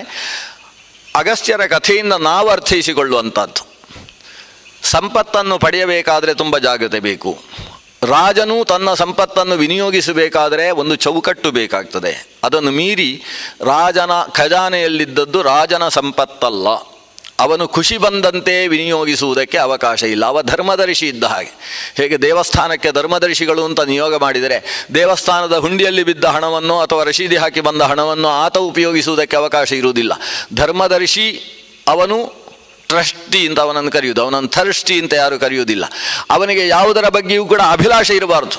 ಅವನು ಟ್ರಸ್ಟಿ. ಅದು ದೇವರ ಸೊತ್ತು. ದೇವರ ಸೊತ್ತನ್ನು ದೇವರೇ ವಿನಿಯೋಗಿಸಬೇಕು. ಆದರೆ ದೇವರು ನಮ್ಮ ಮೂಲಕ ವಿನಿಯೋಗಿಸುವುದು. ದೇವರು ಕೆಲಸವನ್ನು ಮಾಡಬೇಕಾದ್ರೆ ಅದಕ್ಕೊಬ್ಬ ಧರ್ಮದರ್ಶಿ ಬೇಕಾಗ್ತದೆ. ಆದ್ದರಿಂದ ಈತನ ಮೂಲಕ ದೇವರು ಮಾಡಿಸುವ ಕೆಲಸ, ಅದಕ್ಕೆ ಯಜಮಾನ ದೇವರು. ಆ ವ್ಯವಸ್ಥೆಯ ಪ್ರಕಾರ ಸಾರ್ವಜನಿಕ ಅಭಿಪ್ರಾಯವನ್ನು ಪಡೆದೇ ಹೇಗೆ ಒಬ್ಬ ಟ್ರಸ್ಟಿಯಾದವ ಧನವನ್ನು ವಿನಿಯೋಗಿಸಬೇಕೋ ಹಾಗೆ ಸಮಾಜದ ಟ್ರಸ್ಟಿ ಅಂತ ಹೇಳಿದರೆ ಅದು ರಾಜ. ಆತ ತನ್ನ ಅಮಾತ್ಯರ ಜೊತೆ ಸೇರಿ ಪ್ರಜೆಗಳಿಗೆ ಯಾವ ಕಾಲದಲ್ಲಿ ಯಾವ ದೇಶದಲ್ಲಿ ಹೇಗೆ ವ್ಯವಸ್ಥೆ ಬೇಕಾಗಿದೆ, ಯಾವ ರೀತಿಯ ಅನುಕೂಲತೆಯನ್ನು ನಾವು ಕಲ್ಪಿಸಬೇಕಾಗಿದೆ ಅನ್ನುವುದನ್ನು ವಿಮರ್ಶೆ ಮಾಡಿ ಅದಕ್ಕದಕ್ಕೆ ಬೇಕಾದಷ್ಟು ಧನವನ್ನು ವ್ಯಯ ಮಾಡಬೇಕೇ ಹೊರತು ತಾನು ತನ್ನ ಸ್ವಂತಕ್ಕೆ ಯಾವುದೋ ಯಜ್ಞಯಾಗಗಳಿಗೂ ಕೂಡ ಆತ ವಿನಿಯೋಗಿಸುವುದಕ್ಕೆ ಅವಕಾಶ ಇಲ್ಲ. ದೇಶದಲ್ಲಿ ಮಳೆಯಾಗದೆ ಹೋದರೆ ಮಳೆಯ ಕಾರಣದಿಂದ ಕಾರೀರಿ ಅನ್ನುವ ಯಾಗವನ್ನು ನಡೆಸುವುದಕ್ಕೆ ಆತನ ಅಮಾತ್ಯರ ಮತ್ತು ಪ್ರಧಾನ ಪುರೋಹಿತರ ಜೊತೆ ಸೇರಿಕೊಂಡು ನಿರ್ಧರಿಸಿ ಯಜ್ಞದಲ್ಲಿ ತೊಡಗಬಹುದೇ ಹೊರತು ಆತ ತನ್ನ ಉದ್ದೇಶದಿಂದ ನನಗೆ ಸ್ವರ್ಗ ಸಿಗಲಿ ಅಂತ ಯಾಗ ಮಾಡುವುದಕ್ಕೆ ಅದಕ್ಕೂ ವಿನಿಯೋಗಿಸುವುದಕ್ಕೆ ಆತನಿಗೆ ಅವಕಾಶ ಇಲ್ಲ ಅನ್ನುವ ಅಭಿಪ್ರಾಯದ ಮಾತುಗಳನ್ನು ನಾವು ಇಲ್ಲಿ ಅಗಸ್ತ್ಯನ ಕಥೆಯಿಂದ ಕೇಳಬೇಕಾಗ್ತದೆ. ಅದರ ಜೊತೆಗೆ ಕೊನೆಗೆ ಇಲ್ವಲನ ಸಂಪತ್ತನ್ನು ಸ್ವೀಕಾರ ಮಾಡಿದರು. ಅದರ ಬಗ್ಗೆ ಯೋಚನೆ ಮಾಡಲಿಲ್ಲ ಅವರು. ಇಲ್ವಲನ ಸಂಪತ್ತು ಶುದ್ಧವು. ಸಾಮಾನ್ಯವಾಗಿ ಗೃಹಸ್ಥ ಚೆನ್ನಾಗಿ ಬದುಕಬೇಕಾದರೆ ಆತ ನ್ಯಾಯದಿಂದ ದುಡ್ಡನ್ನು ಸಂಪಾದಿಸಬೇಕು. ನ್ಯಾಯಾರ್ಜಿತ ಧನ ಸತ್ಯವಾದಿ ಅತಿಥಿ ಪ್ರಿಯ ಗೃಹಸ್ಥೋಪಿ ವಿಮುಚ್ಯತೆ. ಗೃಹಸ್ಥನಾದರೂ ಮೋಕ್ಷವನ್ನು ಪಡಿತಾನೆ. ಯಾರು ಅಂತೇಳಿದರೆ ನ್ಯಾಯಾರ್ಜಿತ ಧನ ಅನ್ನೋದು ಮೊದಲ ವಿಶೇಷಣ ಅವನಿಗೆ. ಅನ್ಯಾಯದಿಂದ ಸಂಪಾದನೆ ಮಾಡಿರಬಾರ್ದು, ನ್ಯಾಯದ ಸಂಪಾದನೆ ಇರಬೇಕು. ನ್ಯಾಯದಿಂದ ಸಂಪಾದಿತವಾದದ್ದರಲ್ಲೂ ತನ್ನ ಭೋಗಕ್ಕೋಸ್ಕರ ತನ್ನ ಕುಟುಂಬದ ರಕ್ಷಣೆಗೋಸ್ಕರ ಒಂದಿಷ್ಟನ್ನು ವಿನಿಯೋಗಿಸಿ ಅದಕ್ಕಿಂತ ಮುಖ್ಯವಾಗಿ ಮತ್ತೊಬ್ಬರಿಗೆ ಕೊಡುವ ಬುದ್ಧಿಯ ವ್ಯಕ್ತಿ, ಸತ್ಯವಾದಿಯಾದಂತಹ ವ್ಯಕ್ತಿ, ಅತಿಥಿಗಳನ್ನು ಪ್ರೀತಿಸತಕ್ಕಂತಹ ವ್ಯಕ್ತಿ ಆತ ಗೃಹಸ್ಥೋಪಿ ವಿಮುಚ್ಯತೆ. ಅವನಿಗೆ ಅಂತಹ ಮಹತ್ವವನ್ನು ಶಾಸ್ತ್ರ ಹೇಳ್ತದೆ. ಈಗ ಅನ್ಯಾಯದಿಂದ ಮತ್ತೊಬ್ಬರ ತಲೆ ಒಡೆದು ಸಂಪಾದನೆ ಮಾಡಿದಂತಹ ನೆಲಮಾಳಿಗೆಗಳಲ್ಲಿ ಬಚ್ಚಿಟ್ಟಿದ್ದಂತಹ ಸಂಪತ್ತನ್ನು ಈ ಇಲ್ವಲನ್ನದ್ದನ್ನು ಅಗಸ್ತ್ಯರು ಸ್ವೀಕರಿಸಿದ್ದು ಹೇಗೆ ಸರಿ ಅನ್ನುವ ಪ್ರಶ್ನೆ ಶಾಸ್ತ್ರ ಪ್ರಕಾರ ಬರ್ತದೆ. ಅದನ್ನು ಮನು ತನ್ನ ಸ್ಮೃತಿಯಲ್ಲಿ ಉತ್ತರಿಸ್ತಾನೆ. ಒಬ್ಬ ಶಾಸ್ತ್ರಜ್ಞನಿಗೆ ಎಂತಹ ಅನಿಷ್ಟ ಕಾರಣದಿಂದ ಸಂಪಾದಿತವಾದ ಸಂಪತ್ತಿಗೂ ಕೂಡ ಅಧಿಕಾರ ಪ್ರಾಪ್ತಿಯಾಗ್ತದೆ. ರತ್ನಪೂರ್ಣಾಂ ಪೃಥಿವೀಂ, ರತ್ನಪೂರ್ಣವಾದ ಪೃಥಿವಿಯನ್ನು ಪ್ರತಿಗ್ರಹ ಮಾಡಿಯೂ ಕೂಡ ಜೀರ್ಣಿಸಿಕೊಳ್ಳಬಲ್ಲ ಅಗಸ್ತ್ಯರ ಜೀರ್ಣಿಸುವ ಶಕ್ತಿ ಅಷ್ಟು ದೊಡ್ಡದಿತ್ತು. ಪರಮಪೂಜ್ಯ ಪೇಜಾವರ ಶ್ರೀಪಾದರು, ವಿಶ್ವೇಶತೀರ್ಥ ಶ್ರೀಪಾದರು ಆಗಾಗ ಈ ಮಾತನ್ನು ತನ್ನ ಉಪನ್ಯಾಸದಲ್ಲಿ ನಿರೂಪಣೆ ಮಾಡ್ತಾ ಇದ್ದರು. ಅಗಸ್ತ್ಯರ ಈ ಕಥೆಯನ್ನು ಹೇಳಿ ಏನೇನೋ ಮಾಡಿದವರು ದುಡ್ಡು ಸಂಪಾದನೆ ಮಾಡಿರ್ತಾರೆ. ಅದು ಯಾವುದೋ ಮಾರಾಟ ಮಾಡಿ, ಯಾವುದನ್ನೋ ಕೆಲವೆಲ್ಲ ಆಂತರಿಕವಾದ ಅನೇಕ ವ್ಯವಸ್ಥೆಗಳು ನನಗಿಂತ ಹೆಚ್ಚು ನಿಮ್ಗೆ ಗೊತ್ತಿರ್ತದೆ ಹೇಗೆ ಹೇಗೆ ದುಡ್ಡು ಸಂಪಾದನೆ ಮಾಡಲಿಕ್ಕೆ ಬರ್ತದೆ ಅಂತ. ಆ ರೀತಿಯೆಲ್ಲ ಸಂಪಾದನೆ ಮಾಡಿರ್ತಕ್ಕಂತಹ ದುಡ್ಡುಗಳು ಅದನ್ನು ಬಂದು ಕೆಲವು ಸಲ ಶ್ರೀನಿವಾಸನ ಹುಂಡಿಗೆ ಹಾಕುವುದು, ಇಲ್ಲಿ ಹೋದರೆ ಸ್ವಾಮಿಗಳನ್ನು ಕರೆದು ಪಾದಪೂಜೆ ಮಾಡಿ ನೇರವಾಗಿ ಕ್ಯಾಶ್ ಅವರ ಎದುರುಗಡೆ ಇಡುವುದು, ಇಂಥದ್ದೆಲ್ಲ ನಡೆಸ್ತಾ ಇರ್ತಾರೆ. ಇಂಥದ್ದನ್ನು ಗೊತ್ತಿದೆ, ಸ್ವಾಮಿಗಳಿಗೂ ಗೊತ್ತಿದೆ ಇದು ಯಾವ ರೀತಿಯಲ್ಲಿ ಸಂಪಾದಿತವಾದಂತಹ ಸಂಪತ್ತು ಅನ್ನೋದು ಗೊತ್ತಿದೆ. ಸ್ವತಃ ಕಾಡಿನಲ್ಲಿದ್ದ ಆನೆಗಳ ದಂತವನ್ನು ಮಾರಾಟ ಮಾಡ್ತಾ ಇದ್ದಂತಹ ವೀರಪ್ಪನು ಕೂಡ ಸ್ವಾಮಿಗಳಿಗೆ ಪಾದಪೂಜೆ ಮಾಡಿದ್ದಾನೆ. ಅಂದರೆ ಇಂಥವರೆಲ್ಲ ಇಟ್ಟ ದುಡ್ಡನ್ನು ಸ್ವೀಕರಿಸುವುದು ಸರಿಯೋ ಅನ್ನೋ ಪ್ರಶ್ನೆ ಬರುವುದಿಲ್ವೇ? ಅದಕ್ಕೆ ಈ ಕಥೆಯನ್ನು ದೃಷ್ಟಾಂತವನ್ನಾಗಿ ಕೊಟ್ಟು, ಒಂದೋ ಅವರನ್ನು ನಿಗ್ರಹಿಸಬೇಕು, ಮತ್ತೆ ಅನರ್ಥ ಮಾಡದೇ ಇರುವ ಹಾಗೆ ಅವರನ್ನು ನಿಗ್ರಹಿಸಬೇಕು. ನಿಗ್ರಹಿಸುವುದಕ್ಕೆ ಒಬ್ಬ ವಿಪ್ರನಿಗೆ ಮಂತ್ರಶಕ್ತಿ ಅನ್ನುವುದು ಮಾತ್ರ ಇರೋದು. ಆತ ಶಾಪ ಕೊಡ್ಬೋದು, ಮಂತ್ರ ಮಾಡ್ಬೋದು, ಅದು ಬಿಟ್ಟು ಕತ್ತಿ ಹಿಡಿದು ಅವರನ್ನು ಹೊಡೆಯುವುದಕ್ಕೆ ಅವಕಾಶ ಇಲ್ಲ. ಆದ್ದರಿಂದ ಅಂತಹ ಶಕ್ತಿ ಇಲ್ಲದೇ ಇದ್ದವನು ಕೂಡ ಅದನ್ನು ತಾನು ಸ್ವೀಕಾರ ಮಾಡಿ ಅದನ್ನು ಸಮಾಜಕ್ಕೋಸ್ಕರವೇ ವಿನಿಯೋಗಿಸಿದರೆ, ಒಳ್ಳೆಯ ಕೆಲಸಕ್ಕೋಸ್ಕರವೇ ವಿನಿಯೋಗಿಸಿದರೆ ಆವಾಗ ಕೆಟ್ಟದ್ದನ್ನು ಸ್ವೀಕರಿಸಿದ್ದು ಕೂಡ ದೋಷವಾಗುವುದಿಲ್ಲ. ವಸ್ತುತಃ ಅಗಸ್ತ್ಯರ ಕಥೆ ಅದಕ್ಕೆ ಜ್ವಲಂತ ದೃಷ್ಟಾಂತವಾಗಿ ನಿಂತಿದೆ. ಅಗಸ್ತ್ಯರು ಅಂಥದ್ದನ್ನು ಸ್ವೀಕರಿಸಿದ್ದರಲ್ಲಿ ಬಹಳ ದೊಡ್ಡ ಪಾಲನ್ನು ರಾಜರಿಗೆ ಕೊಟ್ಟರು, ಲೋಕದ ಕ್ಷೇಮಕ್ಕೋಸ್ಕರ ಅಂತ ಕೊಟ್ಟರು. ತಾವು ತಮಗೋಸ್ಕರ ಅಂತ ಪಡೆದ ಅದರ 2ರಷ್ಟು ಸಂಪತ್ತೇನಿದೆ ಅದನ್ನಷ್ಟನ್ನು ಕೂಡ ಪಕ್ಕದಲ್ಲಿದ್ದ ರಾಜನಿಗೆ ಕೊಟ್ಟು, ತಾವು ತಮ್ಮ ಪತ್ನಿ ಎಷ್ಟು ಬಯಸುತ್ತಾಳೆ ಅಷ್ಟು ಮಾತ್ರ ರಾಜನ ಮೂಲಕ ಪಡೆದು ಅದನ್ನು ಬಿಟ್ಟುಕೊಟ್ರು. ಮತ್ತೆ ತಾವು ಮೊದಲು ಹೇಗಿದ್ರೋ ಹಾಗೆ ಆದರು. ಇಲ್ಲಿ ಪತ್ನಿಯನ್ನು ಖುಷಿಗೊಳಿಸುವುದಕ್ಕೆ ಹಿಂದಕ್ಕೆ ದ್ರೋಣರು, ಮುಂದಕ್ಕೆ ದ್ರೋಣರು ಇಂತಹ ಕೆಲಸ ಮಾಡ್ತಾರೆ. ತನ್ನ ಮಗು ಅಶ್ವತ್ಥಾಮ ಅವನ ಹಾಲು ಕೇಳಿದ ಅಂತ ಹೇಳಿ ಹೋಗಿ ದೃಪದನ ಹತ್ರ ಹಸುವನ್ನು ಕೇಳುವುದಕ್ಕೆ ಹೋಗ್ತಾರೆ. ಎಷ್ಟು ಬೇಕೋ ಅಷ್ಟನ್ನು ಮಾತ್ರ ಯಾಚಿಸತಕ್ಕಂತಹ ಕೆಲಸವನ್ನು ಈತ ಮಾಡಿ, ಆತನಲ್ಲಿದ್ದ ಸಂಪತ್ತಿ ಎಷ್ಟು ಅಂತ ಗೊತ್ತಿದ್ದರಿಂದ ಅಷ್ಟನ್ನೂ ಕೂಡ ತೆಗೆದುಕೊಳ್ಳುವ ಕೆಲಸವನ್ನು ಅಗಸ್ತ್ಯರು ನಡೆಸಿದ್ದಾರೆ. ಈ ಅಗಸ್ತ್ಯ ವಸಿಷ್ಠ ಇಬ್ಬರು ಕನ್ಫ್ಯೂಸ್ ಯಾಕಾಗುವುದು ಅಂದರೆ ಅವರಿಬ್ಬರು ಅಣ್ಣ ತಮ್ಮಂದಿರು, ಅವರು ಒಂದೇ ಕುಂಭದಿಂದ ಹೊರಗೆ ಬಂದಿರತಕ್ಕಂಥ ಇಬ್ಬರು ವ್ಯಕ್ತಿಗಳು. ಅಂತಹ ಅಗಸ್ತ್ಯರು, ಕುಂಭೋದ್ಭವ ಅಂತ ಇಬ್ಬರಿಗೆ ಹೆಸರು. ಇವರೂ ಕುಂಭೋದ್ಭವರು, ವಸಿಷ್ಠರು ಕೂಡ ಕುಂಭೋದ್ಭವರು. ಅಗಸ್ತ್ಯರು ದೃಢಸ್ಯು ಅನ್ನುವ ಮಗನನ್ನು ಪಡೆದಿದ್ದಾರೆ. ಆತನು ದೊಡ್ಡ ಸಮರ್ಥ, ಅಗಸ್ತ್ಯರಿಗೆ ತಕ್ಕುದಾದ ಮಗ. ಅಗಸ್ತ್ಯರು ಮಾಡುವ ಯಜ್ಞಯಾಗಗಳಲ್ಲಿ ತಲೆಯ ಮೇಲೆ ಇಟ್ಟುಕೊಂಡು ಭಾರೀ ಸಮಿತ್ತುಗಳನ್ನು ತರ್ತಾ ಇದ್ದ. ಭೀಮ ಪರಾಕ್ರಮಿ ಅವನು ಕೂಡ. ತಿನ್ನುವುದು ಸಾಮಾನ್ಯ ತರಕಾರಿಯನ್ನಾದರೂ ಕೂಡ ಮಹಾಬಲಿಷ್ಠನಾದ ದೃಢಸ್ಯು, ಆ ಹೆಸರೇ ಹೇಳುತ್ತದೆ ಆತನ ಶಕ್ತಿ ಏನು ಅಂತೇಳಿ. ಆತ ಉಳಿದ ಶಿಷ್ಯರುಗಳು, ಪುಟ್ಟ ಪುಟ್ಟ ಬ್ರಹ್ಮಚಾರಿಗಳು ಸಮಿದೆಯನ್ನು ತಂದು ಕೊಡಬೇಕು. ಇದು ಅವರಿಗೊಂದು ಕೆಲಸ. ಯಾಕಂದರೆ ಸಮಿದೆ ತರುವಾಗ ಆತ ವೃಕ್ಷಗಳಿಗೆ ಗಾಯವಾಗದೇ ಇರುವ ಹಾಗೆ ಯಾವ ರೀತಿ ವೃಕ್ಷದಿಂದ ಸಮಿದೆಯನ್ನು ತೆಗೆದರೆ ನಾಳೆ ಅದರಲ್ಲಿ ಚೆನ್ನಾಗಿ ಇನ್ನಷ್ಟು ಆ ವೃಕ್ಷ ಬೆಳೆದೀತೋ, ವೃಕ್ಷವನ್ನು ಕತ್ತರಿಸದೆ ಹೋದರೆ ವೃಕ್ಷಗಳು ಬೆಳೆಯೋಲ್ಲ, ಅದನ್ನು ಯಾವ ರೀತಿ ಕತ್ತರಿಸಿದರೆ ಬೆಳೆಯುತ್ತೋ ಆ ರೀತಿ ಕತ್ತರಿಸಿ ಸಮಿದೆಯನ್ನು ತೆಗಿಬೇಕಲ್ಲ.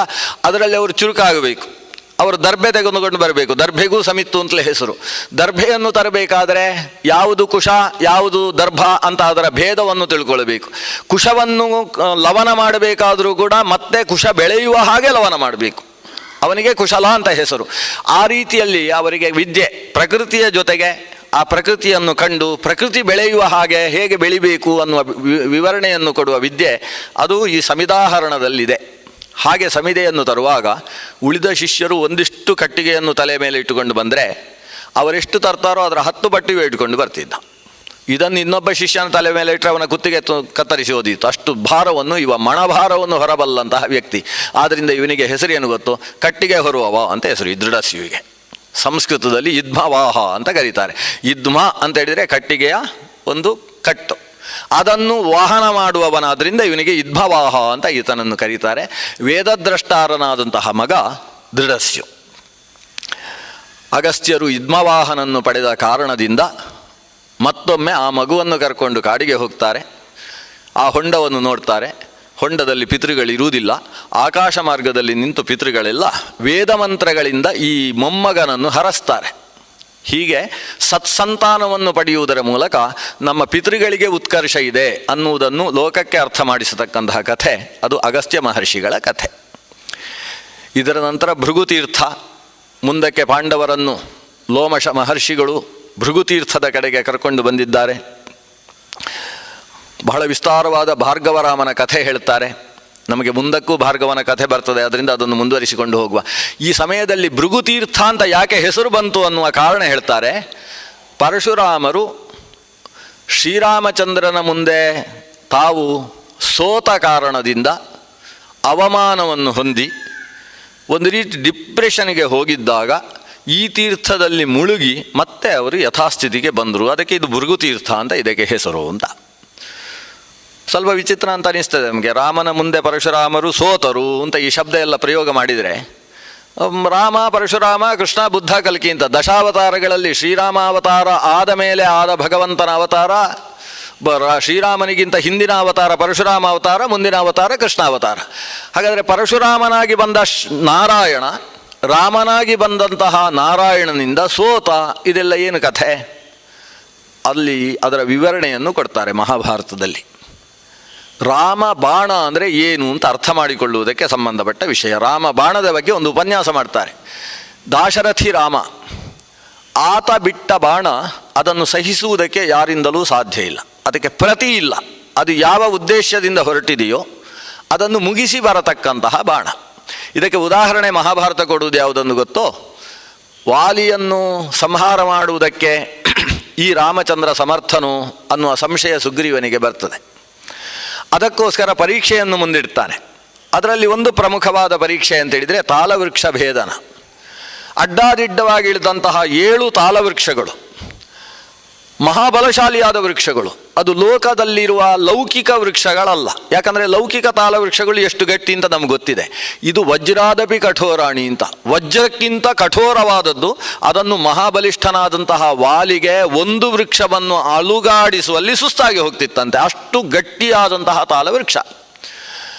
ಇದನ್ನು ನೀನು ಒಂದು ಬಾಣದಿಂದ ಕತ್ತರಿಸಿದಿ ಅಂತಾದರೆ ನನ್ನ ಅಣ್ಣನನ್ನು ಸಂಹರಿಸುವುದಕ್ಕೆ ನೀನು ಸಮರ್ಥ ಅಂತ ನಾನು ತೀರ್ಮಾನಿಸ್ತೇನೆ. ಇದು ಸುಗ್ರೀವ ಒಡ್ಡಿದಂತಹ ಒಂದು ಪರೀಕ್ಷೆ. ಶ್ರೀರಾಮಚಂದ್ರ ಯೋಚಿಸಿದಂತೆ, ಮರವನ್ನು ಸುಮ್ಮನೆ ಕತ್ತರಿಸುವುದು ತಪ್ಪು ಅಂತ ಹೇಳ್ತಾನೆ ರಾಮ. ಮರ ಅಂದರೆ ಅದು ಪ್ರಕೃತಿ, ಅವುಗಳಿಗೂ ಬೆಳೆಯುವುದಕ್ಕೆ ಅವುಗಳದ್ದೇ ಆದ ಅಧಿಕಾರ ಇದೆ. ನಾವು ಅದನ್ನು ಕತ್ತರಿಸುವುದಕ್ಕೆ ಸ್ವತಂತ್ರರಲ್ಲ. ಹೇಗೆ ಪಕ್ಕದಲ್ಲಿದ್ದ ಮನುಷ್ಯನ ತಲೆಯನ್ನು ಕತ್ತರಿಸುವುದು ಬೇರೆ ಅಲ್ಲ, ಒಂದು ವೃಕ್ಷವನ್ನು ಸುಮ್ಮನೆ ಕತ್ತರಿಸುವುದು ಬೇರೆ ಅಲ್ಲ. ಅದು ಚೇತನ, ಅದು ಜೀವ, ಅದನ್ನು ರಕ್ಷಿಸುವುದು ನಮ್ಮ ಜವಾಬ್ದಾರಿ ಇದೆ. ಅವುಗಳು ಬೆಳೆದ ಜಾಗದಲ್ಲಿ ನಾವು ಬೆಳೀತಾ ಇದ್ದೇವೆ. ಅವುಗಳದ್ದೇ ಆದ ನೆಲವನ್ನು ನಾವು ಅತಿಕ್ರಮಿಸಿದ್ದೇವೆ. ಅವುಗಳನ್ನು ಸಂಹರಿಸುವುದಕ್ಕೆ ನಮಗೆ ಅವಕಾಶ ಇಲ್ಲ. ಹಾಗಾದರೆ ಈ 7 ಮರಗಳನ್ನು ಪರೀಕ್ಷೆಗೋಸ್ಕರ ಸಂಹರಿಸುವುದು ಅಂದರೆ ಹೇಗೆ? ರಾಮ ನೋಡ್ತಾನೆ, ಒಂದೊಂದು ಮರವೂ ಕೂಡ ಚೂರೇ ಚೂರು ಅಲುಗಾಡದೆ ದೃಢವಾಗಿ ನಿಂತಿದೆ, ವಜ್ರದ ಹಾಗೆ ಗಟ್ಟಿಯಾಗಿ ನಿಂತಿದೆ. ರಾಮ ಒಳದೃಷ್ಟಿಯಿಂದ ನೋಡ್ತಾನೆ, ಅರ್ಥ ಆಯಿತು, ಇದು ಮರಗಳಲ್ಲ, ಮರಗಳ ಆಕಾರದಲ್ಲಿರ್ತಕ್ಕಂಥ ರಕ್ಕಸರು. ಅವರ ಕೆಳಗಿನ ತಾಯಿ ಬೇರು ಅದು ಪಾತಾಳದ ತನಕ ಹೋಗಿದೆ. ಆ ತಾಯಿ ಬೇರಿನಿಂದ ಅಲ್ಲಿ ಗೆಣಸುಗಳು ಬಂದಿದ್ದಾವೆ ಮತ್ತೆ ಅಡಿಯಲ್ಲಿ. ಅವುಗಳೆಲ್ಲ ಈ ರಕ್ಕಸರ ಮಕ್ಕಳು, ಅವರಿಗೆ ಕುಮುದಿ ರಕ್ಕಸರು ಅಂತ ಹೆಸರು. ಅವ್ರದ್ದೊಂದು ಗಣವೇ ಇದೆ, ಸಾವಿರಾರು ರಕ್ಕಸರಿದ್ದಾರೆ. ಇದರ ಆಳದಲ್ಲಿ, ಇದರ ಬೇರಿನಿಂದ ಇವುಗಳಿಗೆ ಮಕ್ಕಳು ಹುಟ್ಟುವುದು ಈ ರಕ್ಕಸರಿಗೆ. ಆ ಹುಟ್ಟಿದಂತಹ ಮಕ್ಕಳು ಅತಲ ವಿತಲಾದಿ ಏನು ಕೆಳಗಿನ 7 ಲೋಕಗಳಿದ್ದಾವೆ, ಆ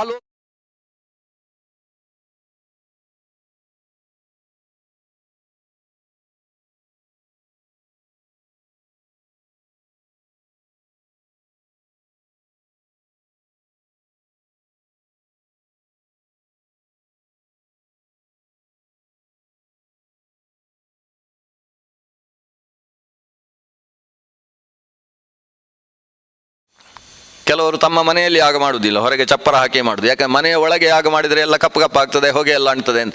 ದೇವಲೋಕದಲ್ಲಿ ಯಾಗ ಮಾಡುವ ಕ್ರಮ ಇಲ್ಲ. ಅವನು ಭೂಲೋಕಕ್ಕೆ ಬಂದು, ಇದಕ್ಕೆ ಪುಣ್ಯ ಭೂಮಿ ಅಂತ ಹೆಸರು, ಇಲ್ಲಿ ಬಂದೇ ಯಾಗವನ್ನು ನಡೆಸುವುದು. ಅಧೋಲೋಕಗಳಿಗೆ ಬಿಲಸ್ವರ್ಗಗಳು ಅಂತ ಹೆಸರು. ಅತಲ ವಿತಲಾದಿ ಲೋಕಗಳು ಯಜ್ಞಯಾಗಗಳನ್ನು ನಡೆಸುವುದಿಲ್ಲ. ಅಲ್ಲಿಯವರಿಗೆ ಯಾಗ ನಡೆಸಬೇಕು, ತಪಸ್ಸು ಮಾಡಬೇಕು ಅಂತೇಳಿದರೆ ಈ ಭೂಮಿಗೆ ಬರುವುದು. ಹಾಗೆ ಈ ಭೂಮಿಗೆ ಬಂದು ಈ 7 ಜನ ರಕ್ಕಸರು ಇಲ್ಲಿ ತಪಸ್ಸು ಮಾಡ್ತಾ ಇದ್ದಾರೆ. ತಪಸ್ಸು ಮಾಡುವ ಉದ್ದೇಶವೂ ಕೂಡ ಬಹಳ ಕೆಟ್ಟ ಉದ್ದೇಶದಿಂದ ತಪಸ್ಸಿನಲ್ಲಿ ತೊಡಗಿದ್ದಾರೆ. ಅಂತಹ ರಕ್ಕಸರ ಸಂಹಾರ ಮಾಡಬೇಕು ಅಂತ ರಾಮ ಬಾಣವನ್ನು ತೆಗೆದು ಮೇಲಿನಿಂದ ಕೆಳಮುಖವಾಗಿ, ಅಂದರೆ ಮೊದಲನೇ ವೃಕ್ಷದ ಮಧ್ಯವನ್ನು ಛೇದಿಸಿದರೆ ಕೊನೆಯ ವೃಕ್ಷದ ಬುಡವನ್ನು ಛೇದಿಸಬೇಕು, ಆ ರೀತಿಯಲ್ಲಿ ಆ ಬಾಣವನ್ನು ಪ್ರಯೋಗಿಸಿದ. ಈ ವೃಕ್ಷಗಳು ಬೇರೆ ಬೇರೆ ಕಡೆಯಲ್ಲಿದ್ದದ್ದಕ್ಕೆ ಈ ಬಾಣ ಏನು ಮಾಡ್ತದೆ ಅಂದರೆ, ಒಂದನ್ನು ಕತ್ತರಿಸುತ್ತೆ, ಬಲಕ್ಕೆ ತಿರುಗುತ್ತೆ, ಎಡಕ್ಕೆ ತಿರುಗುತ್ತೆ, ನೇರಕ್ಕೆ ಹೋಗುತ್ತೆ, 7 ಕತ್ತರಿಸಿ ಹಾಕುತ್ತೆ. ಅದು ಬಿಟ್ಟು ಎಲ್ಲವನ್ನು ನೇರವಾಗಿ ಮಾಡಿ ಒಂದು ಬಾಣ ಬಿಟ್ಟು ನೇರವಾಗಿ ಕತ್ತರಿಸಿದ್ದಲ್ಲ. ಬೇರೆ ಬೇರೆ ದಿಕ್ಕುಗಳಲ್ಲಿ, ಬೇರೆ ಬೇರೆ ಪ್ರದೇಶಗಳಲ್ಲಿದ್ದಂತಹ ಅಷ್ಟೂ ವೃಕ್ಷಗಳನ್ನು ಬಾಣ ಈಗ ರಿಮೋಟ್ ಕಂಟ್ರೋಲ್ ಇದ್ದ ಹಾಗೆ ಹೀಗೆ ಹೋಗಿ ಏಕಕಾಲದಲ್ಲಿ 7 ಕತ್ತರಿಸಿತೋ ಅನ್ನುವ ಭಾವ ಬರುವಷ್ಟು ವೇಗವಾಗಿ 7 ಕತ್ತರಿಸಿತು. 7 ಕತ್ತರಿಸಿದ ಮೇಲೆ ಭೂಮಿಯ ಒಳಗೆ ನುಗ್ಗಿತು. ಒಳಗೆ ನುಗ್ಗಿ ಯಾವ ರೀತಿಯಲ್ಲಿ ಕತ್ತರಿಸಿಕೊಂಡು ಹೋಗಿತ್ತೋ ಹಾಗೇ ಹಿಂದಕ್ಕೆ ಉಪಸಂಹಾರ ಕ್ರಮದಲ್ಲಿ ಬಂದು ಅದರ ಬೇರುಗಳನ್ನು ಕತ್ತರಿಸಿ ಬುಡ ಸಹಿತವಾಗಿ ಇದರ ಸ್ಟಂಪ್ ಕೂಡ ಉಳಿಲಿಲ್ಲ, ಸ್ತಂಭವೂ ಉಳಿಲಿಲ್ಲ, ಅದನ್ನೂ ಕತ್ತರಿಸಿ ಕೆಳಕ್ಕೆ ಬೀಳಿಸಿದ್ದು ಮಾತ್ರ ಅಲ್ಲದೆ ಹಾಗೇ ಭೂಮಿಯಲ್ಲಿ ಆಳಕ್ಕೆ ಹೋಗಿ ಅತಲಾದಿ ಸಪ್ತಲೋಕಗಳನ್ನು ಪ್ರವೇಶಿಸಿ ಆ ಸಪ್ತಲೋಕಗಳಲ್ಲಿ ಈ ವೃಕ್ಷಕ್ಕೆ ಸಂಬಂಧಪಟ್ಟಂತಹ ಏನು ಬೇರುಗಳಿದ್ದಾವೆ, ಕುಮುದಿ ಅನ್ನುವ ರಕ್ಕಸರಿದ್ದಾರೆ, ಅವರ ನಷ್ಟನ್ನು ಕೂಡ ಹುಡುಕಿ ಸಂಹಾರ ಮಾಡಿ ಕೊನೆಗೆ ಅದೇ ಬಾಣ ಬಂದು ಶ್ರೀರಾಮನ ಬತ್ತಳಿಕೆಯಲ್ಲಿ ಬಂದು ಕೂತಿತು. ಇದೊಂದು ಘಟನೆ. ಈ ಘಟನೆಯನ್ನು ವಾಲ್ಮೀಕಿಗಳು ಅತ್ಯಂತ ಸಂಕ್ಷೇಪವಾಗಿ ಹೇಳಿದ್ದಾರೆ, ಮಹಾಭಾರತ ವಿಸ್ತಾರವಾಗಿ ಹೇಳಿದೆ. ಹಾಗಾದರೆ ಈ ಬಾಣ ಇದೇನು ಇಂಥ ಬಾಣ ಬಿಟ್ಟರೆ ನೇರ ಹೋಗಬೇಕಪ್ಪ, ಅಲ್ಲಿ ಹೋಗಿ ಅಂಟಬೇಕು. ಅದು ಬಿಟ್ಟು ಅದು ಹಿಂದಕ್ಕೆ ಬರುವುದು, ಸುತ್ತುಗುತ್ತು, ರಿಮೋಟ್ ಕಂಟ್ರೋಲ್ ಇದ್ದ ಹಾಗೆ ಎಲ್ಲೆಲ್ಲೋ ಹೋಗುವುದು. ಆದ್ದರಿಂದ ಶ್ರೀರಾಮಚಂದ್ರನ ಬಾಣವನ್ನು ಪ್ರಾಣ ಅಂತ ಕರೀತಾರೆ. ಪ್ರಾಣ ಏವ ಬಾಣ, ಹನುಮಂತನೇ ರಾಮನ ಬಾಣವಾಗಿ ವ್ಯವಹರಿಸುವುದು. ಪ್ರಾಣಶಕ್ತಿಯೇ ಶ್ರೀರಾಮಚಂದ್ರನ ಬಾಣವಾಗಿದೆ. ಅದಕ್ಕೆ ರಾಮಬಾಣ ಅನ್ನುವ ಶಬ್ದ ಅಷ್ಟು ಮುಖ್ಯವಾಗುವುದು ಈ ನಿಟ್ಟಿನಿಂದ. ಅಂತಹ ರಾಮಬಾಣ ಇವತ್ತು ಪರಶುರಾಮನ ಉದರದಲ್ಲಿ ಪ್ರವೇಶಿಸಿದಾಗ ಉದರದಲ್ಲಿದ್ದಂತಹ ಅತುಲನಾಮಕ ರಕ್ಕಸನನ್ನು ಸಂಹಾರ ಮಾಡಿದೆ. ಪರಶುರಾಮರು ತನ್ನ ಕೆಲಸ ಮುಗಿಯಿತು ಅಂತ ತೀರ್ಮಾನಿಸಿದರು. ಬ್ರಾಹ್ಮಣ್ಯದ ಶಕ್ತಿಯಾಗಿ ನಿಂತು ಮಾಡಬೇಕಾಗಿದ್ದಂತಹ ಕ್ಷತ್ರಿಯ ಸಂಹಾರ ಇಲ್ಲಿಯ ತನಕ ನಡೆದಿದೆ.